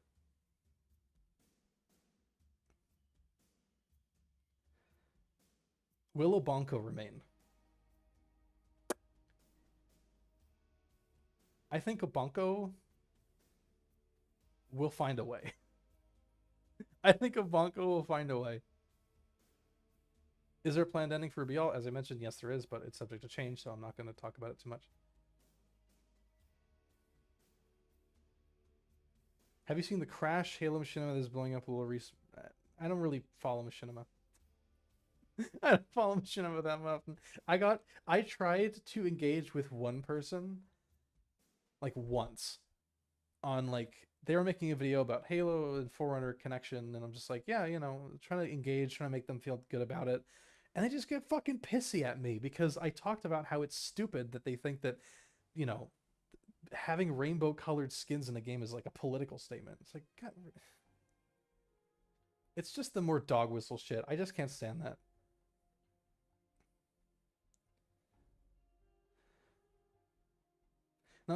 Yeah, I'm just not very interested in like that community. Although I do sort of peer in occasionally. Not a question, but I consider fixing RWBY and RWBY as the real canon for RWBY and Rooster Teeth RWBY as just a bad fanfic. Perchance. Are you going to post more? Well, you'll have to join the Freeman's World Engine to see more of that. It's pinned in the marathon chat, so go ahead and join if you want to. For the record, me and friends constantly reference the new spell stuff with AI voice and Master Chief Cortana. Well, I'm honored. I had a lot of fun making that.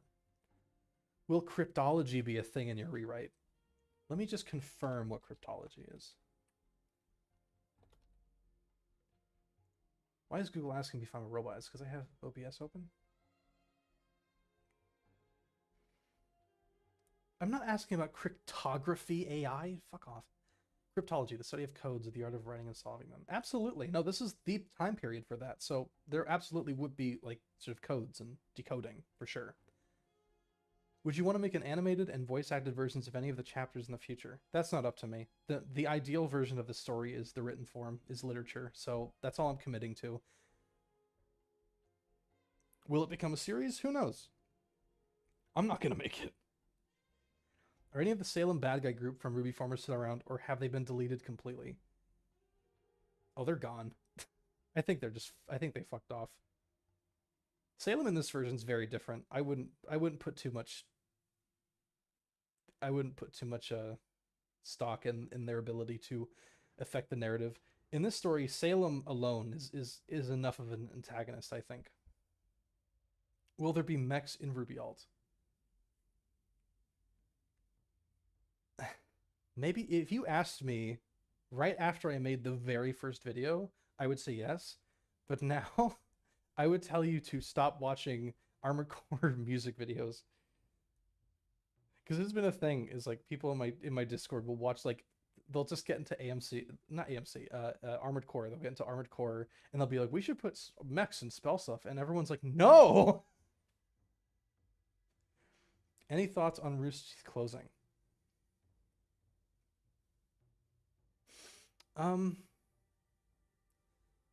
Not really. Again, I'm not a Rooster Teeth person. I don't really follow them that well. I wasn't even really sure like what they're doing or what their plans are. I think it's surprising that Viz owns RWBY now, but it does kind of solidify my theory, which is that they don't really plan on finishing it or making more. Its ownership under Viz is just as a legacy franchise. People will own merchandise and DVDs because of Viz, but Viz won't actually go out of their way and make any more content with it, I'm pretty sure, because it's not a very profitable franchise, as my evidence being Rooster Teeth closing. So yeah, I don't have very nuanced thoughts on it. I just think, okay, bye. Bye, Rooster Teeth, bye. This is World War I, II era, right? So I'm guessing no gun swords. Well, that's another thing, because in this world there are such things as masterpiece weapons, which I didn't really talk about that much.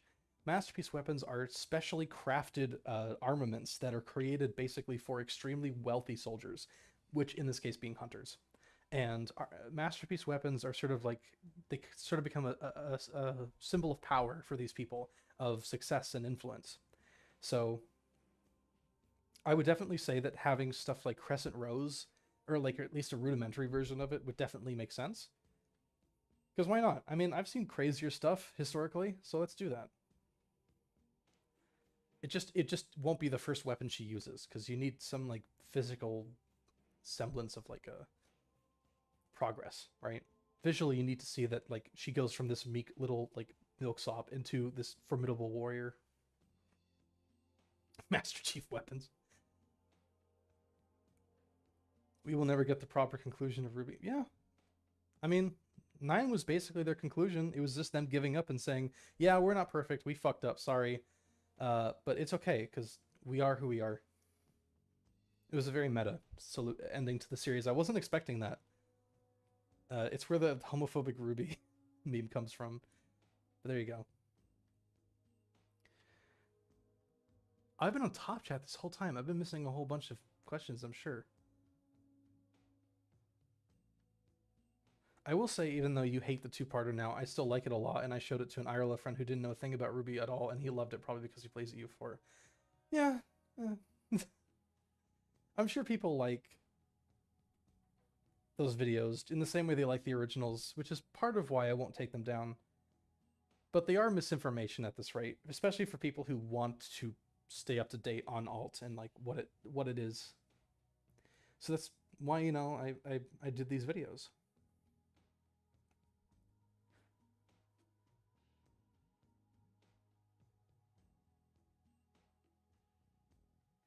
What would be the saddest, darkest, and happiest moments in RWBY Alt? Jesus, I don't have a list on me. The darkest, I can't tell you. I can't tell you any of these, because it's not written yet. RWBY succeeding and killing itself would have made for a better conclusion. I personally like the bittersweetness of accepting that you're not going to have a fitting conclusion, that you're not perfect, and just sort of accepting that. But maybe I'm just sort of sentimental, but I'm not sentimental about RWBY. I just think it's like you know, you've accepted your fate as a series that won't have an ending. And I like that they didn't throttle the ending either. They're just like, okay, then we show up and then we kill Salem and everyone's happy, yay. They took their time. There was pacing.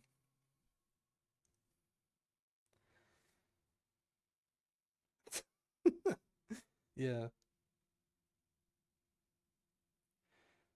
All right, well, we are approaching, I wouldn't say approaching, no, we're 5 minutes over 3 hours. And if I stream for any longer, people will judge me like they did for when we streamed High Guardian Spice that one time. You stream for 6 hours? Yeah, man, most people do.